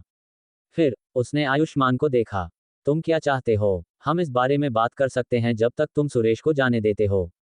आयुष्मान नहीं बोला, वह वहीं खड़ा रहा। अगले ही पल लोगों की एक टीम अंदर आई। जगदीश। जब सूरसेन ने जगदीश और जोरावर को लोगों को लाते हुए देखा तो उसने तुरंत माथा सिकोड़ लिया। इस क्षण जगदीश और जोरावर और भी हैरान थे। उन्होंने अपने सामने के दृश्य को देखा। अभी कुछ देर पहले निदेशक आयुष्मान ने उन्हें लोगों को लाने के लिए कहा था। उन्हें उम्मीद नहीं थी कि वह बस अभी अंदर घुस जाएगा। अब उसने सचमुच अकेले इतने सारे लोगों से निपट लिया था। उसने सुरेश को भी अगवा कर लिया था। उसने सूरसेन को कोने में धकेल दिया था। ये किस तरह का निर्दयी व्यक्ति था? इन्हें नीचे उतारो, जगदीश ने आदेश दिया। अंगरक्षकों का एक समूह आगे बढ़ा और काले कपड़े पहने हटे कट्टे आदमी को रोका। जब सूरसेन ने यह दृश्य देखा तो ऐसा लगा जैसे उसकी उम्र 10 साल बढ़ गई हो। ठीक है, ठीक है। तो तुम उनका इंतजार कर रहे थे। मेरा सूर परिवार हार गया है। मैं इसे स्वीकार करता हूं। आयुष्मान ने पराजित सूरसेन को देखा और मुस्कुराया। क्या तुमने अभी मुझसे पूछा था कि मैं क्या चाहता हूं? मैं उसकी जान चाहता था। धड़ाम, एक गोली की आवाज के साथ आयुष्मान ने ट्रिगर दबाया और बस सुरेश को मार डाला। तुम्हारी हिम्मत कैसे हुई? सूरसेन ने अपनी छड़ी पकड़कर जोर से चिल्लाया। हालांकि अगले ही पल उसके सिर पर एक खूनी छेद दिखाई दिया। 2 शॉट थे। उसने सुरेश और सूरसेन को मार डाला। पूरे सूर परिवार में अब कोई खंभा नहीं था जो आकाश को थाम सके। निदेशक आयुष्मान। जगदीश ने आयुष्मान को देखा, जो खून से सना हुआ वहीं खड़ा था, और उसकी आवाज अनजाने में कांप उठी। आयुष्मान ने सुरेश को नीचे फेंक दिया और अपने कपड़े उतारे। उसने उन्हें फाड़ दिया और दोनों लड़कियों की आंखें ढक दीं। फिर उसने दीवार से नागफनी खंजर निकाला और उन्हें बाहर ले आया। सीईओ जगदीश। आयुष्मान की आवाज शांत थी, लेकिन इसमें अंतहीन गरिमा थी। मुझे तुम्हें ये सिखाने की जरूरत नहीं है कि इसे कैसे करना है, क्या कहना है और क्या करना है ना? आयुष्मान धीरे धीरे बाहर निकला। सूर परिवार को जयनगर से निकाला जाएगा। 3 दिनों में मैं पूर्वी पर्वत विला में जयनगर के उच्च अधिकारियों का एक भोज आयोजित करना चाहता हूं। जगदीश और जोरावर ने आयुष्मान की पीठ को देखा और फिर अपने सामने के दृश्य को देखा। उनके दिल स्वाभाविक रूप से एक आईने जितने साफ थे। वर्तमान सूर परिवार पहले ही हार चुका था। आयुष्मान और पवित्र आकाश जयनगर की चोटी पर पहुंचने वाले थे। विजेता राजा होता है और हारने वाला डाकू। वे भी ऊंचाई पर पहुंचेंगे। जगदीश परिवार और जोरावर परिवार को अकल्पनीय लाभ मिलेंगे। अब उन्हें जो करना था वह था आयुष्मान की रक्षा करना और इस जगह को साफ करना। रात में यहां से एक विशाल आग उठी और सभी के निशान जला दिए। सड़क पर के निशान को भी जगदीश ने पूरी तरह से निपटा दिया। सुबह तड़के ये खबर फैली। उस समय सूर परिवार के मुखिया सूरसेन और युवा मालिक सुरेश इस तथ्य के दबाव को झेल नहीं पाए कि वे दिवालिया होने वाले थे। इस प्रकार उन्होंने घर पर आत्महत्या कर ली। अगले दिन जब बाजार खुला तो हुइंग के शेयर सीमा तक गिर गए। विभिन्न दबावों के तहत उन्होंने दिवालियापन के लिए आवेदन किया। सूर परिवार से संबंधित सब कुछ नीलाम कर दिया गया। अगर यह कोई और समय होता तो सूरसेन के मरने के बाद सूर परिवार की विभिन्न शाखाएं लंबे समय से एक दूसरे के साथ बातचीत करने में असमर्थ रही होती। वे एक दूसरे को तब तक पीटते जब तक उनके सिर से खून न निकल जाता। जैविक भाई बहन अदालत में विरासत का अधिक हिस्सा मांगते। अब सूर परिवार के सभी लोग दुख से अपने विला में रह रहे थे। उन्होंने अपने चारों ओर शानदार कमरे की सजावट को देखा और दुखी महसूस किया। आयुष्मान ने उन्हें नहीं मारा, लेकिन उनकी दौलत छीन लेना और उन्हें जयनगर से बाहर निकाल देना उन्हें मारने से भी ज्यादा कठिन था। जल्दी करो और बाहर निकलो। निदेशक आयुष्मान ने पहले ही यह विला खरीद लिया है। अब से ये निदेशक आयुष्मान का है। इसका तुमसे कोई लेना देना नहीं है। हटे कट्टे युवकों का एक समूह विला समूह में घुस गया और सुरेंद्र और अन्य को डांटा। सुरेंद्र सूरसेन का तीसरा बेटा और परिवार का तीसरा बेटा था। वह सूर निगम का उपाध्यक्ष भी था। उसके दर्जे का आमतौर पर सम्मान किया जाता था। उसने कभी ऐसे किसी व्यक्ति से मुलाकात की थी जो उससे कर्ज लेने आया हो। उसका बेटा सूर्य सुरेश का चचेरा भाई था। अब वह कूद पड़ा और गुस्से से बोला, तुम कौन हो? तुम्हें मेरे सूर परिवार में घुसने का क्या अधिकार है? सुरक्षा गार्ड कहाँ हैं? जल्दी करो और उन्हें बाहर निकालो। अरे, क्या तुम अभी भी सोचते हो कि तुम सूर परिवार के युवा मालिक हो? अपने सिर पर काले बाघ का टैटू वाले हटे कट्टे आदमी ने मुस्कुराते हुए कहा, तुम्हारी सभी संपत्तियां, साथ ही पूरा सूर परिवार, निदेशक आयुष्मान का है। ये कागज पर काले और सफेद रंग में लिखा गया है। क्या तुम अभी भी इससे इनकार करना चाहते हो? सूर परिवार पहले ही सड़कों पर चूहे बन चुका है और हर कोई उनसे नफरत करता है। क्या तुम अभी भी पहले की तरह दिखावा करना चाहते हो? लेकिन सूर्य तुरंत बोलती बंद हो गई। सूर्य ने मूल रूप से सोचा था कि वह पारिवारिक संपत्तियों के लिए प्रतियोगिता में अपना समय ले सकता है। उसके लिए मुकदमा दायर करना और इसे कुछ वर्षों तक खींचना कोई समस्या नहीं होगी ताकि सूर परिवार संपत्तियों को आसानी से हस्तांतरित कर सके। हालांकि उसे उम्मीद नहीं थी कि कर्ज लेने वाले उन्हें सीधे बाहर निकालने आएंगे। इस बार वह सचमुच घबरा गया था। आमतौर पर सूर परिवार की शक्ति के साथ वह जयनगर में जो कुछ भी चाहता था वह कर सकता था। जब वह बाहर जाता था तो वह सबके सामने होता था। अगर वह किसी भी हस्ती को चाहता था तो दूसरा पक्ष आनंद लेने के लिए आज्ञाकारी रूप से उसके बिस्तर पर चढ़ जाता था। लेकिन अब सब कुछ चला गया था। अल्पविराम, वह एक खर्चीले युवा मालिक से एक कंगाल बन गया था। बस, सुरेंद्र ने मेज पर हाथ पटका और गुस्से से चिल्लाया। आखिरकार वह सूर निगम संघ का उपाध्यक्ष था। वह लंबे समय से एक उच्च पद पर था, इसलिए उसका आभा बहुत गरिमा में था। वीर युवकों का समूह एक पल के लिए उद्दंड होने की हिम्मत नहीं कर सका। इस क्षण लोगों का एक समूह अचानक दरवाजे के बाहर से अंदर आया। जब सुरेंद्र ने सामने वाले व्यक्ति को देखा तो उसकी अभिव्यक्ति अचानक बदल गई।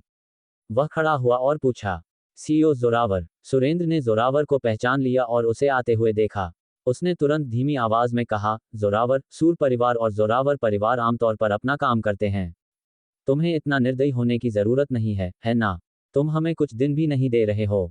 जोरावर ने मुस्कुराते हुए कहा, आज से यहाँ की सभी संपत्तियां निदेशक आयुष्मान की होंगी। तीसरे मालिक सुरेंद्र, तुम्हें अपने बेटे के साथ जल्दी से चले जाना चाहिए। ऐसा ना हो कि तुम हमारे सद्भाव को चोट पहुंचाओ। सुरेंद्र की अभिव्यक्ति पूरी तरह से बदल गई। उसे कभी उम्मीद नहीं थी कि जोरावर आयुष्मान की ओर से कर्ज लेने उसके दरवाजे पर आएगा। ये सोचते हुए सुरेंद्र का चेहरा पीला पड़ गया। अंत में वह केवल कांप सकता था और अपने बच्चों के साथ चला गया। ये दृश्य केवल सुरेंद्र के परिवार में ही नहीं हुआ। इसके बजाय ये सूर परिवार के सबसे बड़े बेटे, दूसरे बेटे और कई अन्य परिवारों के परिवारों में भी हुआ। अल्पविराम, बेशक सूर परिवार में हर कोई आज्ञाकारी नहीं था। कुछ ने विरोध करने की भी कोशिश की। दुर्भाग्य से जगदीश और जोरावर के सामने उन जैसे लोग अभी भी दूसरों की दया पर थे। उनके पैर तोड़ दिए गए और उन्हें बाहर फेंक दिया गया। अतीत में वे सूर परिवार के सदस्य और कुलीनों के वंशज थे। अब यह अलग था। वे बस गिरे हुए पक्षियों का एक समूह थे जो मुर्गियों से भी बदतर थे। जल्द ही पूरे सूर परिवार और सूर परिवार के व्यवसाय की संप्रभुता बदल गई। सूर परिवार के साथ हुई अप्रत्याशित घटना अंततः पूरे जयनगर में फैल गई। पल भर में जयनगर में सार्वजनिक राय उबल पड़ी। सूर परिवार एक धनी परिवार था, लेकिन उन्हें अचानक बाहर निकाल दिया गया। ये बस एक किंवदंती जैसा था। सूर परिवार के पुराने मालिक सूरसेन और युवा मालिक ने आत्महत्या कर ली। सूर निगम के व्यवसायों के मालिक रातों रात बदल गए। पवित्र आकाश हुइंग के साथ विलय हो गया और एक ऐसी कंपनी बन गई जो एक पुरानी मनोरंजन कंपनी के बराबर है। अल्पविराम, अनगिनत जयनगर के समाचार पत्र इस खबर की रिपोर्ट कर रहे थे। जयनगर के लोग आमतौर पर हस्ती घोटालों के बारे में पढ़ते थे और इन धनी परिवारों के बारे में अटकलें लगाते थे। इस बार सूर परिवार का अचानक पतन उन्हें अनगिनत कर्जों का कारण बना और उनकी संपत्तियां ले ली गईं। इसने बस जयनगर के लोगों की जिज्ञासा को बढ़ाया। इस क्षण आयुष्मान भी इंपीरियल ड्रैगन हेवन मंडप में चाय पी रहा था और अपने हाथ में समाचार पत्र पढ़ रहा था। अगर सूर परिवार ने वह कदम नहीं उठाया होता तो वह सूर परिवार को खत्म करने के लिए इतना आगे नहीं बढ़ता। हालांकि उन्होंने अभी भी उसके ट्रिगर को छुआ था। चूंकि उन्होंने कुछ गलत किया था, इसलिए उन्हें संबंधित कीमत चुकानी पड़ी। सूर परिवार ने खून की एक दर्दनाक कीमत चुकाई थी। अब पूरे जयनगर में कोई भी आयुष्मान से परे नहीं था। विस्मयादिबोधक चिन्ह। जगदीश, जोरावर और माखन पहले ही सूर परिवार के साथ सहयोग करने वाली कंपनियों पर कटाक्ष करना और उन्हें दबाना शुरू कर चुके थे। आखिरकार अगर कोई गलत पक्ष पर खड़ा होता है तो उन्हें वह सजा भी मिलेगी जिसके वे हकदार हैं। यह एक नियम था जो प्राचीन काल से मौजूद था। Check in mission. मेजबान, कृपया चेक इन करें। आयुष्मान ने चेक इन बटन दबाया। चेक इन सफल। मेजबान को एक एंटीऑक्सीडेंट क्लोरेला प्राप्त करने पर बधाई। इसे लगातार वितरित किया जाएगा। हर दिन एक पैकेट वितरित किया जाएगा। मेजबान को एक दिव्य स्तरीय गार्ड डॉग प्राप्त करने पर बधाई। हालांकि इस बार कोई सर्वोच्च ग्रेड कार्ड नहीं थे, फिर भी आयुष्मान बहुत खुश था। आखिरकार एंटीऑक्सीडेंट क्लोरेला वास्तव में वितरित होता रहेगा। इसके अलावा हर दिन एक पैक था। उस स्थिति में स्वर्गीय आत्मा जल की आपूर्ति बहुत बड़ी होगी। वह अधिक से अधिक एंटीऑक्सीडेंट क्लोरेला जमा करेगा। ये दिव्य ग्रेड गार्ड डॉग काफी अजीब है। यह क्या है? दिव्य ग्रेड गार्ड डॉग भविष्य की एक सैन्य तकनीक है। यह बाहर से एक कुत्ते जैसा दिखता है, लेकिन यह एक कृत्रिम बुद्धिमत्ता वाला रोबोट है। इसमें कोई खामी नहीं होगी। सबसे महत्वपूर्ण बात, इसमें एक अंतर्निहित लेजर रूपांतरण प्रणाली है जो प्रकाश ऊर्जा को संग्रहित कर सकती है और इसे एक लेजर में बदल सकती है जो हमला करने की हिम्मत करने वाले सभी दुश्मनों को काट सकती है। बेशक दिव्य ग्रेट गार्ड डॉग में हमले के अन्य साधन हैं। मैं उन्हें एक एक करके सूचीबद्ध नहीं करूंगा। क्या ये लेजर हथियारों से लैस था? धिक्कार है। अगर उसे यह इनाम पहले दिया गया होता, तो क्या वह कल सूरसेन को आत्मसमर्पण करने के लिए मजबूर करने के लिए सुरेश का उपयोग करने पर निर्भर करता? गार्ड डॉग को मेजबान के आंगन में भेज दिया गया है। भौंक भौंक भौंक। बाहर से तुरंत चिल्लाहट आई, जिससे दोनों लड़कियों की आंखें, जो कल रात से स्तब्ध थीं, अचानक चमक उठी। भाई, एक कुत्ता भौंक रहा है। यह आंगन में लगता है। हाँ, बाहर जाओ और देखो। आयुष्मान ने यह देखकर राहत महसूस की कि दोनों छोटी लड़कियां और जवान थीं। आखिरकार, उनकी मानसिकता निश्चित रूप से कल उसे लोगों को मारते हुए देखने के बाद ऐसा व्यवहार करने की हद तक नहीं थी जैसे कुछ हुआ ही ना हो। उन्हें खुश करने के लिए ऐसा कुत्ता होना बुरा नहीं था। हालांकि, जब आयुष्मान बाहर निकला तो वह रुक गया। आयुष्मान अवाक रह गया। भविष्य का दिव्य ग्रेट गार्ड डॉग एक कूर्गी जैसा क्यों दिखता था? अच्छा लड़का, अच्छा लड़का। मान्या ने एक खुश अभिव्यक्ति के साथ कूर्गी को गले लगा लिया। कूर्गी के 4 छोटे पैर सुपर प्यारे थे। जब कूर्गी ने आयुष्मान को देखा, तो वह जल्दी से दौड़कर उसके पास आया और उसके पैर चाटे। क्या चापलूस है? चलो चलते हैं। इसे ले जाओ। हम कपड़े खरीदने जा रहे हैं। तुम्हारे डीन ने अभी मुझे फोन किया था। वह तुम्हें परसों एक प्रशिक्षण शिविर में भाग लेने देगा। अब हम कुछ सुंदर कपड़े खरीदेंगे। उन्हें रखो और समय आने पर उन्हें बदल लो। चलो चलते हैं। आयुष्मान ने देखा कि दोनों लड़कियों का मूड बेहतर था, इसलिए उसने उन्हें कुछ कपड़े खरीदने के लिए बाहर निकाला। जयनगर के शताब्दी नगर में आयुष्मान और अन्य 2 कपड़ों के स्तर पर पहुंचे। मान्या अभी भी कूर्गी को ले जा रही थी। मिस, मुझे माफ करना। आप यहाँ पालतू जानवरों को अंदर नहीं ला सकती। हरमीस स्टोव के विक्रेता ने मान्या को देखा और मुस्कुराते हुए कहा। हालांकि, अगले ही पल प्रबंधक ने ऊपर देखा और आयुष्मान को देखा। उसकी आंखें चमक उठीं। धिक्कार है, भाग्य का देवता यहाँ था। जयनगर के शताब्दी नगर में ब्रांडेड दुकानों में हर कोई आयुष्मान को जानता था। इस व्यक्ति ने पहले ही यहाँ लगभग 1 करोड़ रुपए खर्च कर दिए थे। वह बस एक चलता फिरता भाग्य का देवता था। आह, सर, मिस, कृपया प्रतीक्षा करें। कृपया प्रतीक्षा करें। वह नहीं है और कुछ नहीं जानती। हमारे दुकान में ऐसे नियम नहीं हैं। कृपया अंदर आइए। प्रबंधक जल्दी से अपनी ऊंची एड़ी के जूते में चलकर आई, जिससे विक्रेता स्तब्ध रह गया। प्रबंधक, ये। फिर उसने प्रबंधक को आंख मारते हुए देखा। उसने आंखें घुमाई और कूर्गी के सिर को सहलाया। अरे, मुझे गलत याद था। ये पिल्ला बहुत प्यारा है। हमारे पास यहाँ बिस्कुट भी हैं। हम इसे ये बिस्कुट खिला सकते हैं। सब लोग, पहले अंदर आ जाओ। आयुष्मान भी अम्यूज्ड हुआ। दुकान में प्रवेश करने के बाद उसने कहा, मुझे लगता है कि यह बुरा नहीं है। उन्हें इसे पहनने दो। वह बैग बुरा नहीं है। इसे देखने की जरूरत नहीं है। बस इन बैगों में से 2 पैक कर दो। अल्पविराम। जैसे ही आयुष्मान और अन्य हर्मी स्टोर से कपड़े चुन रहे थे, पूरे 5वें फ्लोर पर तुरंत एक पालतू जानवरों का क्रेज फैल गया। कई विशेष दुकानों ने विक्रेताओं को आकर्षित करने के लिए नीचे पालतू जानवरों की आपूर्ति जल्दी से चुनने के लिए भेजा। जब आयुष्मान हर्मीस से बाहर आया, तो 5वें फ्लोर पर सभी दुकानों ने तुरंत उसका स्वागत किया। अल्पविराम। सर, कृपया हमारी जगह पर आकर देखें। अगर आप यहाँ खरीदारी करते हैं, तो हम आपको कुछ कुत्ते का खाना देंगे। हम यहाँ कुत्ते के कपड़े मुफ्त में देते हैं। धन के देवता, ओम। सर, अंदर आइए और देखें। इस दृश्य ने एक बार फिर पूरे 5वें फ्लोर को हिला दिया। हर कोई आयुष्मान के बैग को देख रहा था। ये व्यक्ति कितना अमीर था। चीजें खरीदने के बाद आयुष्मान दोनों छोटी लड़कियों को मनोरंजन पार्क में खेलने और आराम करने के लिए ले गया। फिर वे प्रथम श्रेणी रेस्तरां तक चले गए। प्रक्रियाओं की एक श्रृंखला के बाद दोनों छोटी लड़कियों का मनोवैज्ञानिक आघात धुल गया। आयुष्मान ने यह देखकर राहत महसूस की। फिर एक फोन आया। ये पूर्वी पर्वत विला से सूर्यकांत था। क्या तुमने इसकी व्यवस्था कर दी है? अल्पविराम। हाँ, निदेशक आयुष्मान, सभी निमंत्रण भेजे जा चुके हैं और भोज की व्यवस्था कर दी गई है, सूर्यकांत ने आदरपूर्वक कहा। उसने स्वाभाविक रूप से कुछ अंदरूनी जानकारी सुनी थी और जानता था कि आयुष्मान ने पहले ही सूर परिवार को नष्ट कर दिया था।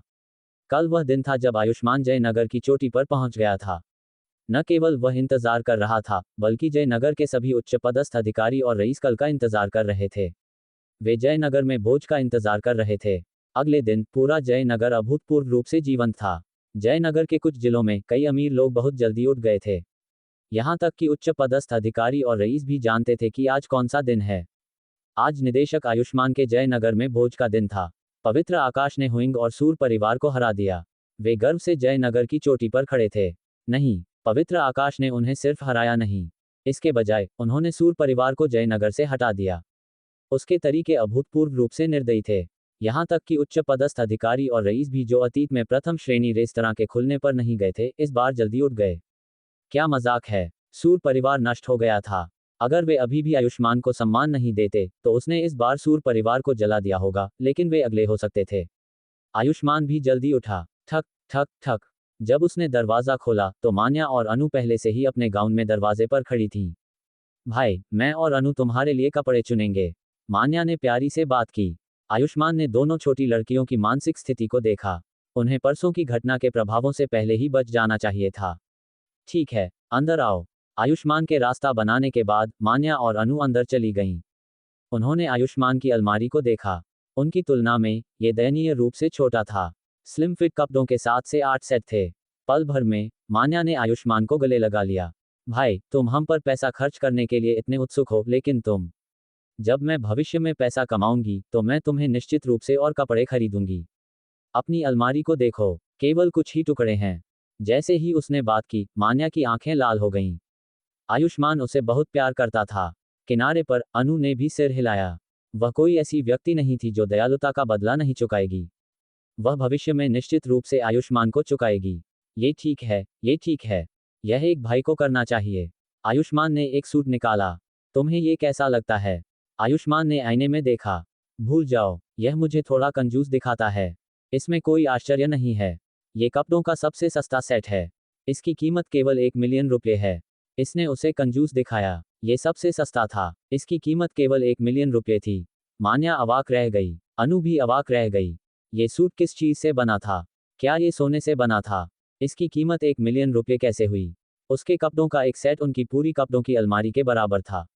उसने उन्हें अभी अपनी सच्ची भावनाएं भी प्रकट करने के लिए मजबूर किया था। वे अपनी भावनाएं वापस चाहते थे। मान्या, मुझे वह एक लाओ। वह सफेद वाला है। हाँ, मैंने पहले ही 2 सेट खो दिए हैं। यह आखिरी सेट है। जैसे ही आयुष्मान ने बात की, उसने सिर हिलाया। खून से सना होने के बाद उसके दोनों सफेद सूट खत्म हो गए थे।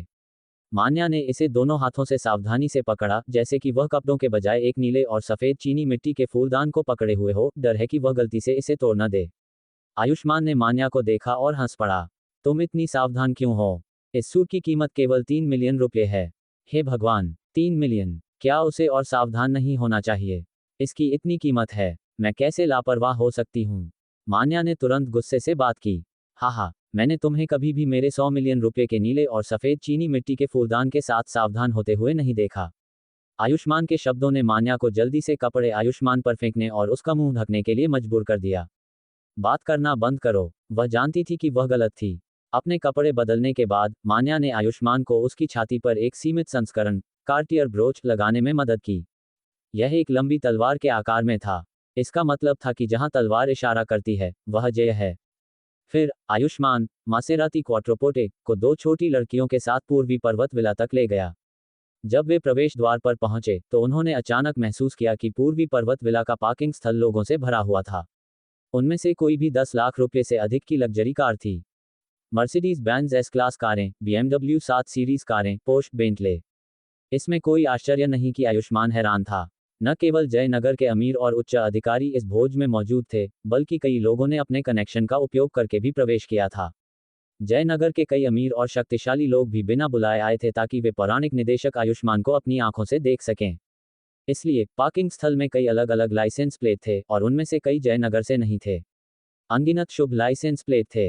हे भगवान, आज कौन सा दिन है? इतनी सारी लग्जरी कारें क्यों हैं? कई राहगीरों ने इस दृश्य को देखा और बस हैरान रह गए। इतना बड़ा हंगामा बस अकल्पनीय है। मुझे डर है कि जयनगर के सभी उच्च पदस्थ अधिकारी और रईस मौजूद हैं। किस तरह के व्यक्ति में ऐसी अपील है? वह एक बार में सैकड़ों लोगों को बुला सकता है। अल्पविराम। राहगीरों ने लग्जरी कारों को देखा और उनकी प्रशंसा किए बिना नहीं रह सके।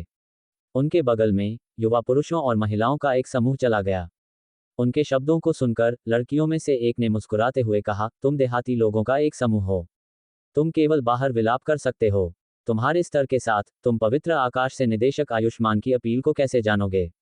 जिस व्यक्ति ने बात की वह कोई और नहीं बल्कि ये शिन्यू थी, जो अवनिश की बांह पकड़े हुए थी। जैसे ही उसने बात की, वह भी हैरान थी। शुरुआत में उसने सोचा था कि यह बस जयनगर के कुछ बड़े शॉट्स का जमावड़ा है। हालांकि उसे उम्मीद नहीं थी कि इतने सारे उच्च पदस्थ अधिकारी और रईस आएंगे। वह पार्किंग स्थल में कई लाइसेंस प्लेटों को जानती थी। वे सभी प्रसिद्ध उद्योगपतियों से संबंधित थे। अनु, ऐसा लगता है कि हमने निदेशक आयुष्मान की अपील को कम आंका है, ये शिन्यू ने कहा। फिर उसने एक तस्वीर ली। मैं इसे शुभ्र को भेजूंगी ताकि उसे ईर्ष्या हो। मत करो, वह अपने शिक्षक के साथ प्रशिक्षण के लिए गई थी और वापस नहीं आएगी। तुम्हारे लिए ऐसा करना अच्छा नहीं है। अनु भी इस दृश्य को देखकर हैरान थी। अवनिश, ये सब तुम्हारे और तुम्हारे पिता के कारण है कि हमें इस बार जगह मिली। अन्यथा हम केवल बाहर से देख सकते थे। ये शिन्यू ने आह भरी और अवनिश की ओर झुकी, जैसे कि उसे एक समर्थक मिल गया हो। धन्यवाद भाई अवनिश। धन्यवाद भाई अवनिश। पीछे के 2 या 3 युवा पुरुषों ने भी जल्दी से उसे धन्यवाद दिया। अनु ने भी अवनिश को धीरे से धन्यवाद दिया। अल्पविराम। अरे, तुम सब इतने विनम्र क्यों हो? ये कुछ भी नहीं है। अवनिश तुरंत इस कृतज्ञता से खुश हो गया। अंदर प्रवेश करने के बाद ये शिन्यू ने अनु को देखा और पूछा, अनु, क्या तुम्हारे माता पिता भी यहाँ नहीं हैं? तुम उनके साथ क्यों नहीं आई? इन शब्दों ने अनु को अपने दिल में आह भरने पर मजबूर कर दिया। उसके पिता और माता ने उसके पिता के सीईओ द्वारा एक उपहार भेजने के बाद ही प्रवेश टिकट प्राप्त किए थे। हालांकि केवल 2 टिकट थे। उसे हिस्सा कैसे मिल सकता था? अंदर प्रवेश करने के बाद उनकी आंखें चमक उठीं। अंदर हर जगह बड़े पेट वाले लोग थे। सचिवों या सहायकों के साथ सफल लोग सभी असाधारण थे और जोर से बोलते थे। पुरुष सूट और चमड़े के जूते पहने हुए थे, जबकि महिला का मेकअप उत्तम था। युवा लोग यहाँ खड़े होकर थोड़ा अजीब महसूस कर रहे थे। इस प्रकार उन्होंने जानबूझकर कोने की ओर चले गए, जितना संभव हो सके उतना ध्यान आकर्षित करने से बचने की कोशिश कर रहे थे। हालांकि किनारे से अभी भी आवाजें आ रही थीं। सीईओ लियाकत, मुझे उम्मीद नहीं थी कि आप हैमिग नगर से दौड़कर आएंगे। मैं अपने कनेक्शन के माध्यम से अंदर आया। निदेशक सुरेंद्र, आपको आज निदेशक आयुष्मान से मेरा परिचय कराने में मदद करनी होगी। क्या तुम मेरे लिए चीजों को मुश्किल नहीं बना रहे हो? निदेशक आयुष्मान किस तरह के व्यक्ति हैं? वह अब जयनगर में नंबर 1 व्यक्ति हैं। जो लोग उनसे मिले हैं वे जयनगर में सबसे उच्च पदस्थ व्यक्ति हैं। मुझ जैसा एक छोटा चरित्र उनसे कभी नहीं मिला है। अकेले तुम्हें उनसे सिफारिश करने की बात तो छोड़ ही दो। आदमी ने आह भरी। अगर मैं निदेशक आयुष्मान के करीब आ सकता हूं, तो मैं भविष्य में निश्चित रूप से शीर्ष पर पहुंच जाऊंगा। आखिरकार जगदीश परिवार और जोरावर परिवार इसके उदाहरण थे।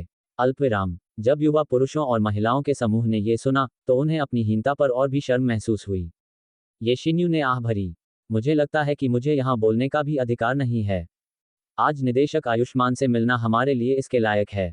हम ऐसे व्यक्ति को छू भी नहीं पाएंगे, भले ही हम कुछ जीवन भर कड़ी मेहनत करें। अनु की आंखें अंधेरी हो गईं इससे पहले कि उसने सिर हिलाया। तूफान के बाद का अवतार।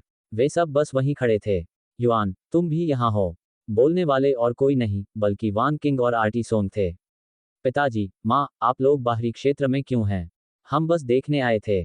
सोचा नहीं था कि तुम मिल जाओगी, वान किंग ने कहा, पर मन में कड़वाहट थी। वह केवल देखने नहीं आया था। वह यहाँ के लोगों के बीच घुल मिल नहीं पा रहा था, लेकिन वह उनसे बात करना चाहता था। लेकिन इन लोगों की हैसियत क्या थी? कम से कम वे बड़ी कंपनियों के प्रबंधक थे। वे वान किंग जैसे लोगों से बात करने को तैयार नहीं थे। आखिरकार इसका कोई फायदा नहीं था। इस समाज में फायदे ही सब कुछ थे।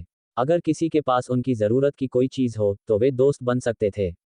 लेकिन अगर किसी के पास कुछ नहीं है तो माफ करना। दूसरी तरफ दिव्यांश, श्रेया और हेमा के साथ अंदर आए। दिव्यांश ने सामने का दृश्य देखा और मुस्कुरा दिया। भाई, ये जगह कितनी बड़ी है? श्रेया ने अंदर की सजावट को देखा। यह शायद लखनऊ के छोटा इमामबाड़ा के शास्त्रीय उद्यानों जितना भी बड़ा नहीं था। अगर तुम्हें पसंद है तो तुम भविष्य में यहीं रह सकती हो। श्रेया ने हाथ हिलाया। भाई, मुझे बेवकूफ मत बनाओ। इस जगह का मालिक मुझे यहाँ क्यों रहने देगा? दिव्यांश ने श्रेया की ओर देखा। क्या मैंने तुम्हें नहीं बताया? पूर्व पर्वत हवेली अब मेरी है। ये हमारे परिवार का व्यवसाय है। श्रेया अवाक रह गई। उन्होंने ये कभी नहीं कहा था। उन्होंने निश्चित रूप से कभी नहीं कहा था। फिर श्रेया ने चारों ओर देखा और पूरी तरह से दंग रह गई। भाई, तुम कितने अमीर हो? इतनी बड़ी हवेली तुम्हारी है। किसी भी तरह से मैं बहुत अमीर हूँ। दिव्यांश ने हाथ हिलाया। जाओ, हेमा के साथ घूमो, देखो और जो मन करे वो खाओ। ठीक है, हम चलते हैं। श्रेया हेमा को खींचकर खुशी खुशी स्वादिष्ट भोजन करने चली गई। अरे दिव्यांश मुड़ा और उसने आंटी सोंग, विशाखा और उनके पास खड़े लोगों के बड़े समूह को देखा। उनमें से हर किसी के हाथ में एक प्लेट थी। वांग युआन ने ठंडे भाव से दिव्यांश को देखा और अपना सिर घुमा लिया। वह नहीं जानती थी कि क्या कहे और कुछ कहना भी नहीं चाहती थी। आज का दिव्यांश उस जिले के लड़के से, जिसे उसने कभी नीचा समझा था, अब जनपद नगरी के एक ऊंचे पद पर पहुंच चुका था। उसे जनपद परिवार का भी सहयोग प्राप्त था। भविष्य में उसकी उपलब्धियां निश्चित रूप से छोटी नहीं होंगी।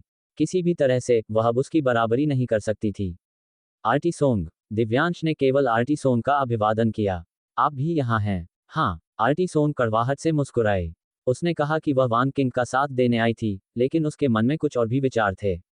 वह ये भी देखना चाहती थी कि जनपद नगरी में प्रसिद्ध अध्यक्ष दिव्यांश कैसे दिखते हैं। आखिरकार, अगर उन्हें इतनी बड़ी हस्ती को देखने का मौका मिल जाए, तो इसे भी उनका ज्ञानवर्धन माना जा सकता था। उसके बगल में वांग किंग ने दिव्यांश को देखा और अपना सिर घुमा लिया। तभी एक अधेड़ उम्र का आदमी पास आया। अरे, क्या ये खंड प्रमुख वांग नहीं है?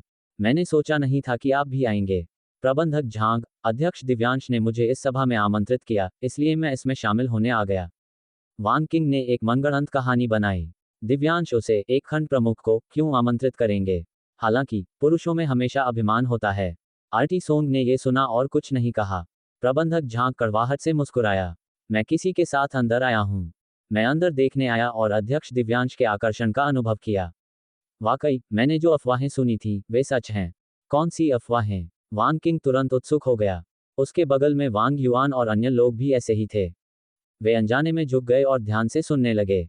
वे भी पौराणिक अध्यक्ष दिव्यांश के बारे में और जानना चाहते थे। प्रबंधक झांग ने अपनी आवाज धीमी की। क्या आप अध्यक्ष दिव्यांश की पृष्ठभूमि, ताकत और जनपद नगरी में उनके कर्मों को जानते हैं? क्या अध्यक्ष दिव्यांश पवित्र आकाश मनोरंजन के अध्यक्ष नहीं हैं? वांग किंग ने उत्सुकता से पूछा। खंड प्रमुख वांग, आप अज्ञानी हैं। प्रबंधक झांग हंसा, जैसे वह वांग किंग की अज्ञानता का मजाक उड़ा रहा हो। अध्यक्ष दिव्यांश के पास पवित्र आकाश के 80% शेयर हैं। क्या उसके पास 80% शेयर थे? पवित्र आकाश एक विशालकाय कंपनी थी। ये करोड़ों के बाजार मूल्य वाली एक मनोरंजन कंपनी थी। उनके आश्चर्यचकित भावों को देखकर प्रबंधक झांग संतुष्ट हुआ। उसने आगे कहा, नीचे हमारी पूर्व पर्वत हवेली को देखो। ये भी अध्यक्ष दिव्यांश की है। बस इतना ही नहीं, अफवाह है कि अध्यक्ष दिव्यांश के पास अरबों रुपये की तरल संपत्ति है। सुपरिवार और हुआइंग पर हमला करना अध्यक्ष दिव्यांश का ही विचार था। यह वांग किंग और युवा पुरुषों और महिलाओं का समूह भी ये सुनकर चौंक गया। उन्होंने उम्मीद नहीं की थी कि अध्यक्ष दिव्यांश की इतनी शक्तिशाली पृष्ठभूमि और इतना बड़ा धन होगा।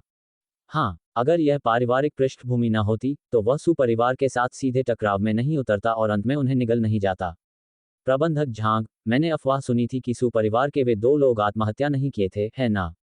वांग किंग के शब्दों ने प्रबंधक झांग को शैंपेन का एक घूंट थूकने पर मजबूर कर दिया। उसने वांग किंग की ओर देखा और माथे पर शिकन डाली। तुम जो चाहो खा सकते हो, लेकिन बकवास नहीं कर सकते।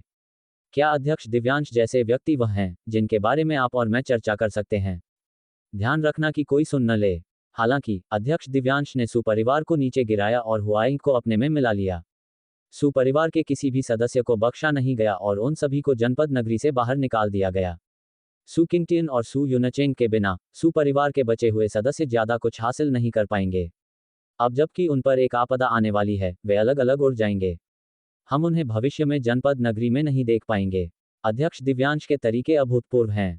इसके अलावा अफवाहें हैं कि अध्यक्ष दिव्यांश युवा हैं और उनके पीछे की शक्ति अज्ञात है। ...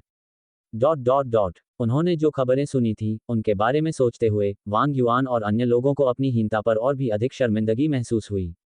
वही असली बड़ी हस्ती थे। जैसे ही हर कोई इस बारे में सोच रहा था, दरवाजे पर एक हलचल हुई। प्रबंधक झांग अपने पंजों पर खड़ा हो गया। अरे वाह, वे जनपद नगरी के उच्च वर्ग के बीच के सीईओ और अध्यक्ष हैं। एक पल के लिए वांग युआन और अन्य लोग देखने के लिए उधर गए। वह कड़ाई ड्रैगन सुरक्षा के सीईओ, जनपद सत्ययुग हैं। उनके बगल में उनके सबसे बड़े बेटे, जनपद शौर्य हैं। वह झेंग कॉर्पोरेशन के सीईओ झेंग युआन और युवा मास्टर झेंग जय हैं। देखो, सीईओ मां हैं। प्रबंधक झांग ने देर तक चारों ओर देखा और माथे पर शिकन डाली। उनमें से अध्यक्ष दिव्यांश कौन है? क्या अध्यक्ष दिव्यांश अभी तक नहीं आए हैं? वे वह नहीं हैं। क्या वह एक हो सकता है?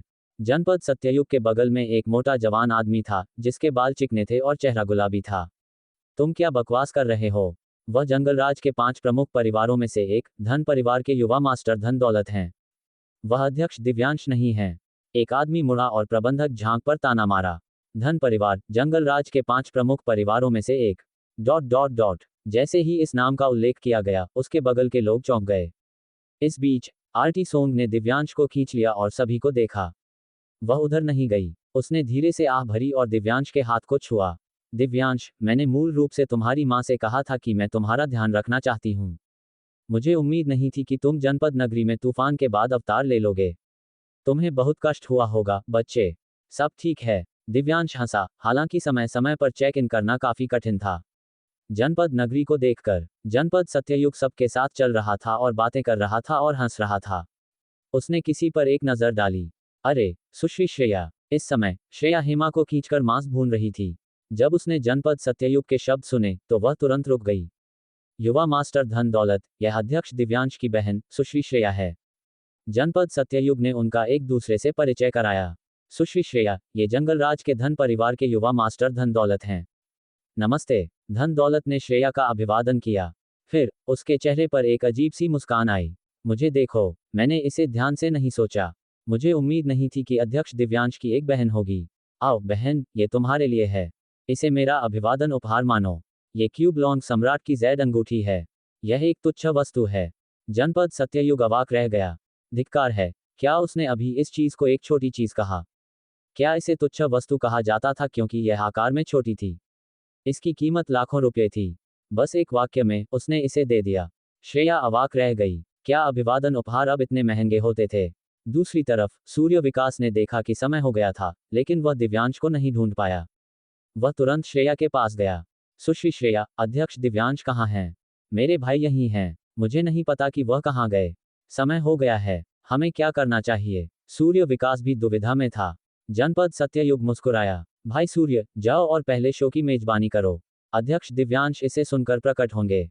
वैसे भी वह मौके पर ही हैं। ठीक है। नमस्ते हर कोई। सूर्य विकास मंच पर चला गया और कुछ शुरुआती शब्द कहे। आप सभी का यहां आकर इस भोज में शामिल होने के लिए धन्यवाद। अध्यक्ष दिव्यांश के पास आप सभी से कहने के लिए कुछ शब्द हैं। अब आइए अध्यक्ष दिव्यांश को मंच पर आमंत्रित करें। जैसे ही ये शब्द बोले गए, सभी ने तालियां बजाईं। मैं आखिरकार अध्यक्ष दिव्यांश का असली चेहरा देख सकता हूं। मैं वास्तव में इसके लिए उत्सुक हूं। मैं वास्तव में देखना चाहता हूं कि एक व्यक्ति जो सुपरिवार को गिरा सकता है, वह कैसा दिखता है। मैंने सुना है कि अध्यक्ष दिव्यांश बहुत युवा हैं। Dot dot dot. जैसे ही उन्होंने बात की, सभी ने बीच में लाल कालीन साफ कर दिया। बाहर विशाखा और वांग युआन अपने पंजों पर खड़ी होकर उत्साह से देख रही थीं। वे देखने के लिए तैयार थीं कि अध्यक्ष दिव्यांश कैसे दिखते हैं। जब दिव्यांश ने सूर्य विकास के शब्द सुने, तो वह लाल कालीन की ओर चल पड़ा।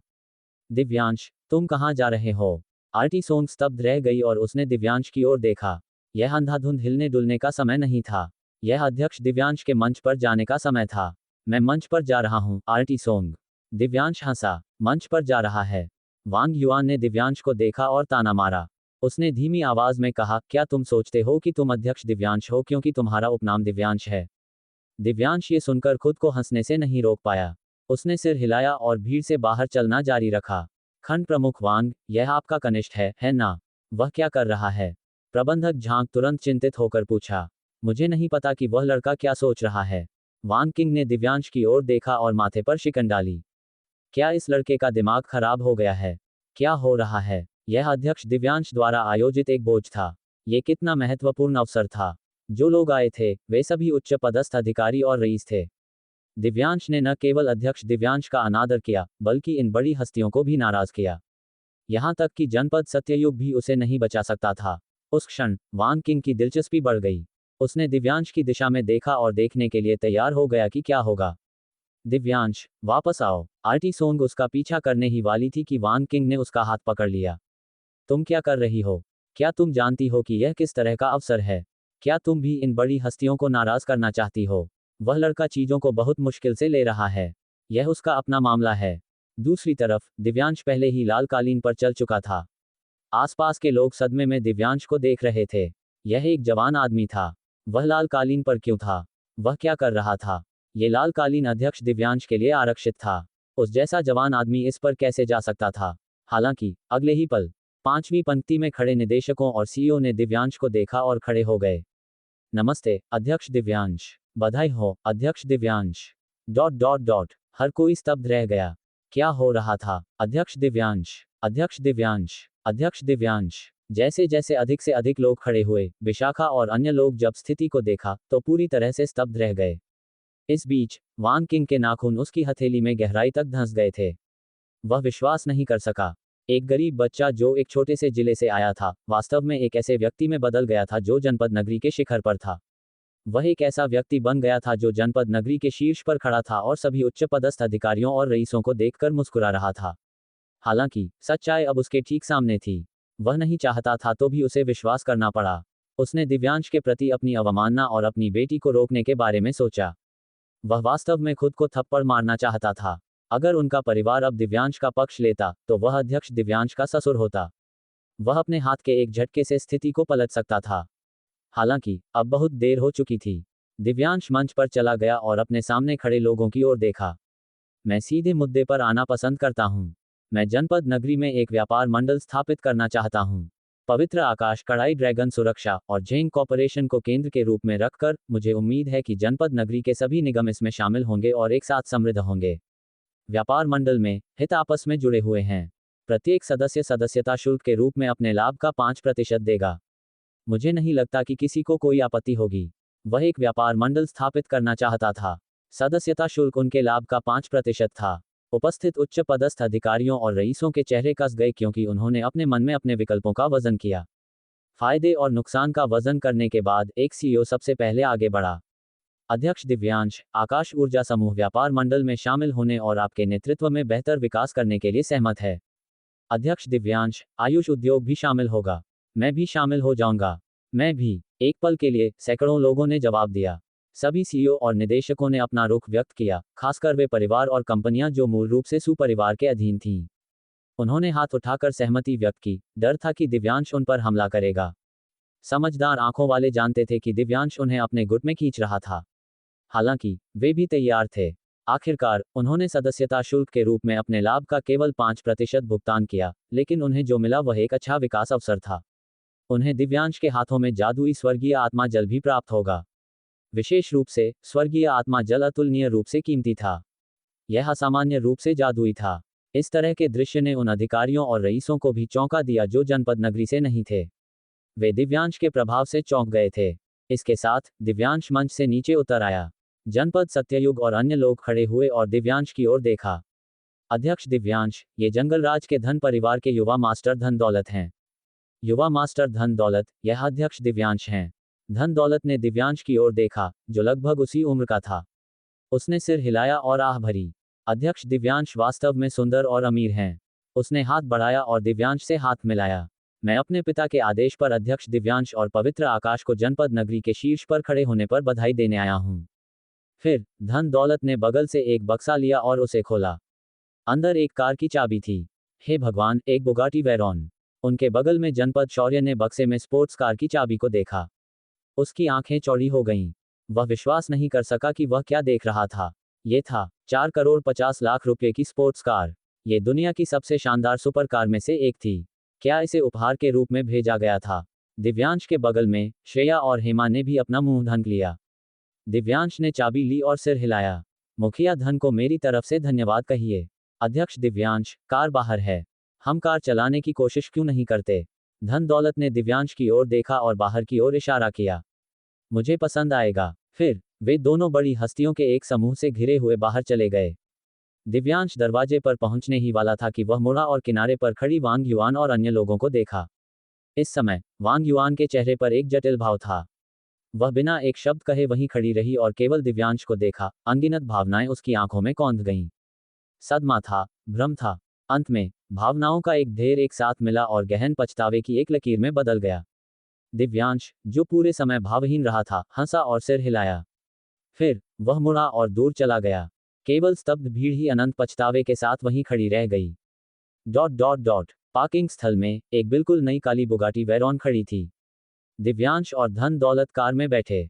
सबकी निगाहों के बीच दिव्यांश ने एक्सीलरेटर पर कदम रखा। बुगाटी वेरॉन बस एक भयंकर जानवर की तरह थी जिसे उसके पिंजरे से छोड़ दिया गया था। वह दहाड़ी और आगे बढ़ी। फक भाई दिव्यांश, धीरे। इससे धन दौलत इतना डर गया कि उसने तुरंत गाली दी। फिर उसने अपनी टाई खींची। ये बहुत तंग है। मैं इतना परेशान हूं कि ऐसे अवसर पर आने के लिए मुझे सूट और टाई भी पहननी पड़ती है। उसने दिव्यांश की ओर देखा। भाई दिव्यांश, तुम वास्तव में कौन हो? दिव्यांश ने धन दौलत पर एक नजर डाली। पता चला कि यह साथी एक मिलनसार व्यक्ति था। उसने अभी अभी एक युवा मास्टर की तरह अभिनय भी किया था। क्या तुम मेरी पहचान के कारण आए हो? दिव्यांश ने पूछा। धन दौलत ने तुरंत ताना मारा। ये कैसे संभव है? जब मैं धन दौलत दोस्त बनाता हूं तो मैं कभी नहीं देखता कि दूसरे पक्ष के पास पैसा है या नहीं। दूसरे पक्ष के पास पैसा हो या न हो, वे मुझसे अमीर नहीं हैं। क्या संयोग है? दोस्त बनाने की मेरी भी यही आदत है। उस स्थिति में तुम्हारे पास कितना पैसा है? दिव्यांश ने पूछा, जिससे धन दौलत तुरंत शर्मिंदा हो गया। धन दौलत ने कहा, मैं अभी गलत था। मैं अपने पिता जितना अमीर नहीं हूं। इन कुछ शब्दों ने धन परिवार के इस युवा मास्टर के बारे में दिव्यांश की धारणा को पूरी तरह से बदल दिया। धिक्कार है, इस साथी का आकर्षण अभी अभी सब नकली था। धन दौलत ने उसकी ओर देखा जैसे वह समझ गया हो कि उसका क्या मतलब है। अरे भाई दिव्यांश, मुझे इस तरह मत देखो। मैं आखिरकार जंगलराज के धन परिवार का युवा मास्टर हूँ। मुझे नखरे करने पड़ते हैं। अगर दूसरे मुझे इस तरह देखते हैं और मेरे बूढ़े मास्टर इसके बारे में सुनते हैं तो क्या वे मेरे पैर नहीं तोड़ देंगे? धन दौलत झुक गया और हंसा। भाई दिव्यांश, सड़क के किनारे रुक जाओ। मैं भी गाड़ी चलाने की कोशिश करूंगा। दिव्यांश ने ड्रिफ्ट किया और कार को रोक दिया। वे दोनों कार से बाहर निकले। दिव्यांश ने अपने हाथ में चाबियां धन दौलत को फेंक दी और उसे अच्छा समय बिताने दिया। डॉट डॉट डॉट रात में धन दौलत एक बेंटले में चला गया। बूढ़े मास्टर, ये वास्तव में एक दिलचस्प व्यक्ति है। धन दौलत सीट के सहारे झुक गया। किसी भी तरह से मैंने उसकी पृष्ठभूमि के बारे में नहीं पूछा। अरे, मुझे हमेशा कचरा मत कहो। अगर तुम में क्षमता है तो और उससे पूछो। नमस्ते नमस्ते नमस्ते। अरे वाह बूढ़े मास्टर, सिग्नल खराब है। मैं आपको स्पष्ट रूप से नहीं सुन पा रहा हूँ। मैं फोन काट रहा हूँ। धन दौलत ने फोन काट दिया और अपना फोन फेंक दिया। मेरे बूढ़े आदमी, तुम मेरे पिता को फटकार क्यों नहीं लगाते? तुम्हारे फटकार से मेरे कानों में छाले पड़ रहे हैं। चलो प्रथम श्रेणी भोजनालय चलते हैं और उनके भोजन को आजमाते हैं। मैंने लंबे समय से सुना है कि प्रथम श्रेणी भोजनालय शीर्ष पायदान पर है। इस बार हमें आखिरकार एक मौका मिला है। बेंटले मुड़ा और प्रथम श्रेणी भोजनालय की ओर बढ़ गया। दूसरी ओर आयुष ने माकर की ओर देखा। माकर, बाकी सब मैं तुम पर छोड़ता हूँ। वाणिज्य महासंघ को व्यवस्थित करो। आयुष पहले ही नींव रख चुका था। अब बस उसे सही राह पर लाने की जरूरत थी। पूरा गंगानगर मिलकर एक बहुत बड़ा वाणिज्य महासंघ स्थापित करेगा जो पूरे गंगानगर की शक्ति को एकजुट करेगा। ये शक्ति अकल्पनीय थी। उसके बगल में माकर का चेहरा भी सदमे से भरा था। उसने इस उद्योग की कल्पना पवित्र धाम, सेक्रेड हेवन, ड्रोन रक्षक दल, कॉलरन ड्रैगन सिक्योरिटी और सिन्हा कॉर्पोरेशन, येंग कॉर्पोरेशन को केंद्र में रखकर की। हालांकि यह अभी 5 प्रमुख परिवारों द्वारा गठित महासंघ से प्रतिस्पर्धा नहीं कर सकता था, लेकिन भविष्य में उन्हें नीचा महसूस कराने की संभावना थी। उसी समय माकर ने यह भी महसूस किया कि उसके कंधों का बोझ और बढ़ गया है। पहले जब आयुष ने सुरेखा परिवार सू फैमिली को हराया था तब उसे हुआइंग और पवित्र धाम को एकीकृत करना पड़ा था। अब एक और मिशन आ गया था। हालांकि इतना सब होने पर भी माकर को विश्वास था कि वह इसे अच्छी तरह से कर सकता है। एक विद्वान अपने हितैषी के लिए मर मिटेगा। गंगानगर का भोज धीरे धीरे समाप्त हुआ। जाने से पहले कई बड़े हस्तियां आयुष को बधाई देने आईं। भोज के लिए धन्यवाद आयुष जी। आयुष जी, अगर मौका मिला तो मैं आपको दावत दूंगा। कृपया आइएगा। आयुष जी, हम पहले चलते हैं। अल्पविराम। आयुष को बधाई देने वाले सभी गंगानगर के उच्च पदाधिकारी और लखनऊ नगर के अभिजात वर्ग के लोग थे। उनमें से किसी का भी दर्जा बहुत ऊंचा था। जहां तक साधारण प्रबंधकों या निदेशकों की बात थी, वे भी चुपचाप निकल गए। आखिरकार वे अपनी पहचान जानते थे। भले ही वे आयुष से मिलने आते, आयुष उन्हें याद नहीं रखता। वंदना और अन्य लोग भी इसी तरह निराश होकर चले गए। जाने से पहले सबने पीछे मुड़कर आयुष को देखा, जो भीड़ के बीच खड़ा था। उसका कद राजसी था और वह पूरी तरह से जोश में था। अब बहुत देर हो चुकी थी। गंगानगर का भोज समाप्त हो गया, लेकिन इसका असर कम नहीं हुआ। गंगानगर के भोज में शामिल होना उच्च वर्गों के बीच बातचीत का विषय बन गया था। साथ ही गंगानगर वाणिज्य महासंघ भी तेजी से तैयारी कर रहा था। कुछ ही दिनों में इसने आकार ले लिया था। राजसी गगन धाम इंपेरियल ड्रैगन हेवन पवेलियन में।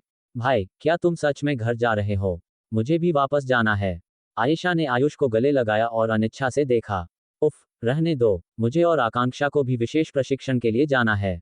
तो भाई, तुम कब निकल रहे हो? आयशा ने आयुष की ओर देखा।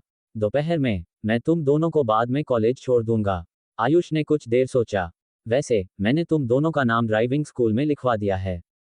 जब समय मिले तो गाड़ी चलाना सीख लो। नहीं तो मेरे भूमिगत गैराज में कुछ कारें खराब हो जाएंगी। ठीक है। ये सुनकर आयशा तुरंत उत्साहित हो गई। अगर तुम सीखना चाहती हो तो तुम्हें मन लगाकर पढ़ाई करनी होगी। सड़क पर हत्यारिन मत बन जाना। आयुष ने लाड़ से आयशा के सिर पर थपकी दी। कॉलेज में पहले ही पुनरावृत्ति माह चल रहा था, लेकिन उसने उन पाठ्यक्रमों में महारत हासिल कर ली थी। भले ही वह बिल्कुल भी न दोहराए, फिर भी वह अपनी कक्षाएं पास कर सकता था। इसके अलावा आयशा आसपास नहीं थी। इस प्रकार वह घर जाकर अपने माता पिता और बचपन के दोस्तों से मिल सकता था। दोनों लड़कियों को छोड़ने के बाद आयुष ने आंगन में बैठे कॉगी कॉगी कुत्ते को उठाया और उसके सिर पर थपथपाया।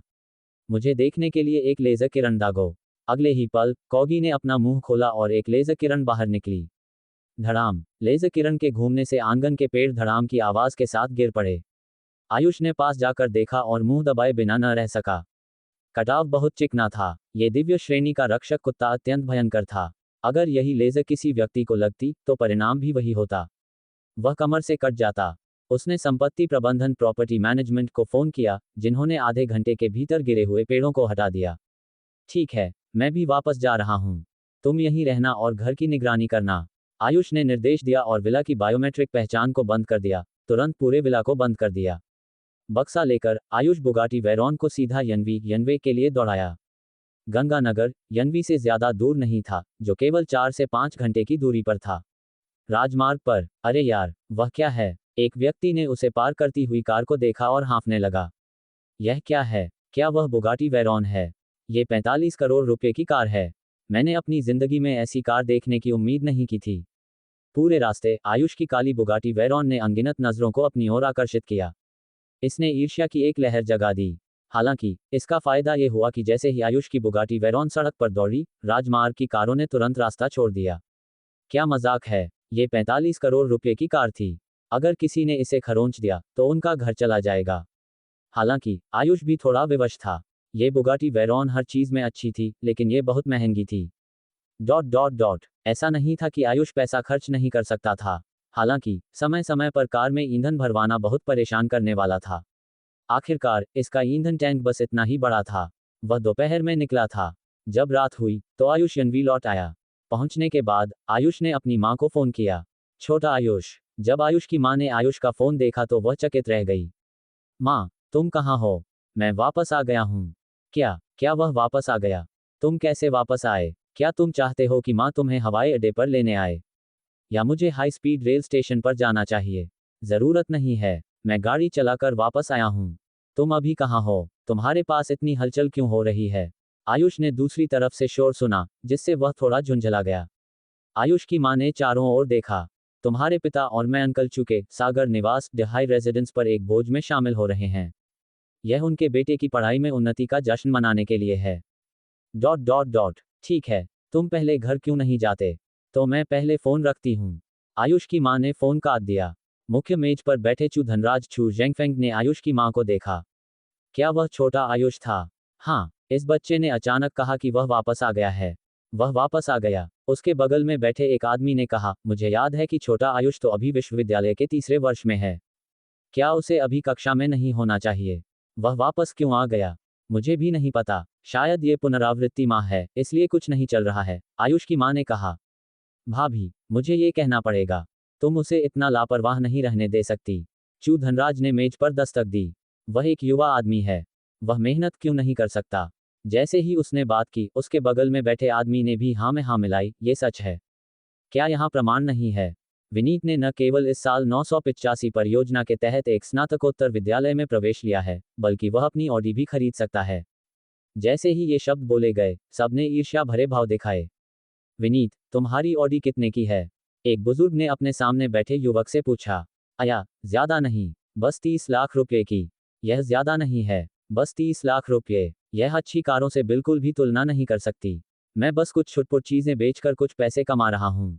इस समाज में हमें अभी भी अपनी शैक्षणिक योग्यताओं पर निर्भर रहना पड़ता है। हमारे कॉलेज में कई स्नातकोत्तर छात्र 60 से 70 लाख रुपए का वार्षिक वेतन पा सकते हैं, चू विनीत ने गर्व से कहा। हम आखिरी बार कब मिले थे? विनीत, तुम पहले से ही इतने सक्षम हो। तुम अद्भुत हो। उसके बगल में बैठा आदमी तारीफ किए बिना नहीं रह सका। चू विनीत ने हल्की सी मुस्कान दी और कुछ नहीं कहा। हालांकि उसका चेहरा गर्व से भरा हुआ था। चू विनीत ने आयुष के पिता और मां की ओर देखा। मुझे याद है कि छोटा आयुष गंगानगर प्रौद्योगिकी विश्वविद्यालय में है। हालांकि वह 211 परियोजना के तहत एक विश्वविद्यालय में है, लेकिन आयुष के विषय में नौकरी मिलना आसान नहीं है, इसलिए सबसे अच्छा होगा कि उसे स्नातकोत्तर परीक्षा देने के लिए कहें। नहीं तो जब वह भविष्य में बाहर निकलेगा तो वह शायद महीने में केवल 40 से 50 हजार रुपये ही कमा पाएगा। उसका कोई ज्यादा भविष्य नहीं है। जब आयुष की मां ने यह सुना तो उसे दुख महसूस हुआ। वह कड़वाहट से मुस्कुराए और कहा, यह सच है। विनीत अब सच में बहुत सक्षम है। भाई चू, आपका बेटा बहुत अच्छा है। जब चू धनराज ने यह सुना तो उसे ऐसा लगा जैसे उसने शहद खा लिया हो।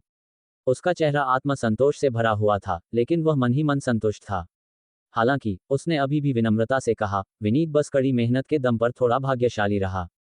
वैसे विनीत, क्या तुम्हारी टीम में अभी भी लोगों की कमी है? अगर अभी भी लोगों की कमी है तो तुम क्यों नहीं? पिताजी, चू विनीत ने सीधे चू धनराज की बात काट दी। हमारी टीम में सब 985 परियोजना के तहत एक विश्वविद्यालय से स्नातक हैं। हर कोई प्रवेश नहीं पा सकता। जब आयुष के पिता ने यह सुना तो उनका भाव थोड़ा गंभीर हो गया। उसका क्या मतलब था कि कोई भी प्रवेश नहीं पा सकता? इसका अर्थ बहुत स्पष्ट था। ये सच है। एक महिला ने सिर हिलाया और आयुष की मां की ओर देखा। बहन आयुष की मां, यह अभी भी सही है कि तुम छोटे आयुष को 985 परियोजना के तहत एक स्नातकोत्तर विद्यालय में प्रवेश पाने के लिए प्रयास करने के लिए कहो। तुम उसे अब और लापरवाह नहीं रहने दे सकती। नहीं तो वह भविष्य में केवल निचले स्तर पर ही जीवित रह पाएगा। हाँ, विनीत को देखो। अल्पविराम। उस रात चू धनराज और चू विनीत को अनगिनत प्रशंसाएं मिली। जब वे भोजनालय से बाहर निकले तो उन्हें थोड़ा चक्कर आ रहा था। भाई आयुष के पिता, हम क्यों न विनीत से आपको घर छोड़ने के लिए कहें? चू धनराज ने गर्व से कहा, वैसे भी उसके पास कुछ नहीं है। आयुष की मां ने हाथ हिलाया। जरूरत नहीं, जरूरत नहीं। हम गाड़ी चलाकर यहाँ आए थे। अगले ही पल दूर से एक ध्वनि तरंग आई। सबने देखा और एक काली स्पोर्ट्स कार को तेजी से आते देखा। वह आकृति रात में घुसपैठ करते एक भूत की तरह थी, गहरी और अंधेरी। इस हलचल ने तुरंत कई लोगों का ध्यान आकर्षित किया। उन्होंने स्पोर्ट्स कार को देखा और उन्हें विश्वास नहीं हो रहा था कि वे क्या देख रहे थे। यनवी में ऐसी अच्छी कार कब से मौजूद है? ये कार केवल भारत के 2 सबसे समृद्ध केंद्रों में ही देखी जा सकती थी। जब सब ने स्पोर्ट्स कार को आते देखा तो उन्होंने जानबूझकर रास्ता छोड़ दिया। एक मूर्ख भी बता सकता था कि यह कार जरूर महंगी होगी। हे भगवान, यनवी में ऐसा धनी व्यक्ति कब आया? चू विनीत ने पास आती स्पोर्ट्स कार को अविश्वास से देखा। उसकी आंखें ईर्ष्या और अत्यधिक इच्छा से भरी हुई थीं। आखिरकार कौन सा आदमी लग्जरी कार नहीं चाहता था? विनीत, ये कार कितने की है? पुरानी पीढ़ी कारों के बारे में ज्यादा नहीं जानती थी और उन्होंने तुरंत पूछा। सूर्य अंकल, यह एक बुगाटी वैरॉन है। इसकी कीमत 45 करोड़ रुपए से ऊपर है। इसके अलावा इसे केवल पैसे से नहीं खरीदा जा सकता। इन शब्दों ने उपस्थित बुजुर्गों को स्तब्ध कर दिया। वे कुछ घूंट थूके बिना नहीं रह सके। क्या इस कार की कीमत 45 करोड़ रुपए थी? ये कितना अतिशयोक्तिपूर्ण था। ये किस तरह का बड़ा आदमी था? इतनी कार चलाने के लिए उसके पास कितना पैसा होगा? सबकी नजरों के सामने बुगाटी वैरॉन धीरे धीरे उनके सामने रुक गई। कार का दरवाजा खुला और एक परिचित व्यक्ति सूट पहने हुए बाहर निकला, जो सबके सामने आ गया। पिताजी, माँ, क्या आप दोनों का खाना हो गया? आयुष ने सबसे पहले बात की। आयुष के पिता और माँ हक्के बक्के रह गए। छोटा आयुष। आयुष की माँ ने आयुष के चेहरे को देखा। उसके बेटे का वजन काफी कम हो गया था। साथ ही वह बहुत ज्यादा हैंडसम लग रहा था। आयुष, छोटा आयुष। यह अल्पविराम। उस पल सब हैरान थे। यह क्या हो रहा था? उनकी आंखों में जरूर कुछ गड़बड़ होगी। 45 करोड़ रुपए की बुगाटी वैरॉन चलाने वाला व्यक्ति सच में आयुष था। चू अंकल, तो आप एक साथ खाना खा रहे थे? आयुष कार के चारों ओर घूमा और आगे बढ़ा। सब ने आयुष को देखा और तुरंत अपनी हीनता पर शर्म महसूस की। यह न केवल आयुष के रूप के कारण था, बल्कि उसकी आभा के कारण भी था, एक श्रेष्ठ की आभा। बस आयुष के सामने खड़े होकर उन्हें महसूस हुआ कि वे अपना सिर नहीं उठा सकते थे। हाँ, सही कहा, छोटा आयुष, मैंने तुम्हारे माता पिता के साथ खाना खाया। यह इस बात का जश्न मनाने के लिए था कि विनीत भाई ने स्नातकोत्तर विद्यालय में प्रवेश लिया है। इस समय चू धनराज का चेहरा थोड़ा गर्म महसूस हुआ और उसका पहले का आत्मसंतोष गायब हो गया। धिक्कार है, वे बस कह रहे थे कि आयुष लापरवाह है और अपना काम नहीं करता है। उन्होंने उसे 211 परियोजना के तहत एक छात्र होने के लिए भी मजाक उड़ाया और सोचा कि वह भविष्य में केवल 40 से 50 हजार रुपये का वेतन ही पा सकता है। लेकिन अब वह बस एक लग्जरी कार में वापस आया। 45 करोड़ रुपए की एक लग्जरी कार। आयुष इतना सक्षम होने के नाते उसे आयुष को टीम में खींचने के लिए अपने बेटे की क्या जरूरत थी? ... उसे शायद वे पसंद भी नहीं आए होंगे। छोटा आयुष, क्या ये तुम्हारी कार है? चू विनीत ने काली बुगाटी वैरॉन को देखा और अपनी लार निगल ली। एक दोस्त ने मुझे दी है। ये बस आवागमन का एक साधन है। चू विनीत निःशब्द था। यह क्या बकवास है। ये बस आवागमन का एक साधन है। बस। इस वाक्य ने सबको और भी हैरान कर दिया। एक दोस्त ने उसे दी।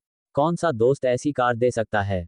इसके अलावा उस दोस्त का ऐसी कीमती चीज देने के पीछे कोई और मकसद जरूर होगा। इसका मतलब था कि आयुष अब दूसरी पार्टी जैसा या उससे भी ऊंचा एक व्यक्तित्व था। छोटा आयुष, तुम अब क्या कर रहे हो। तुम एक साल में कितना कमा सकते हो। एक महिला बुजुर्ग ने गपशप करते हुए पूछा।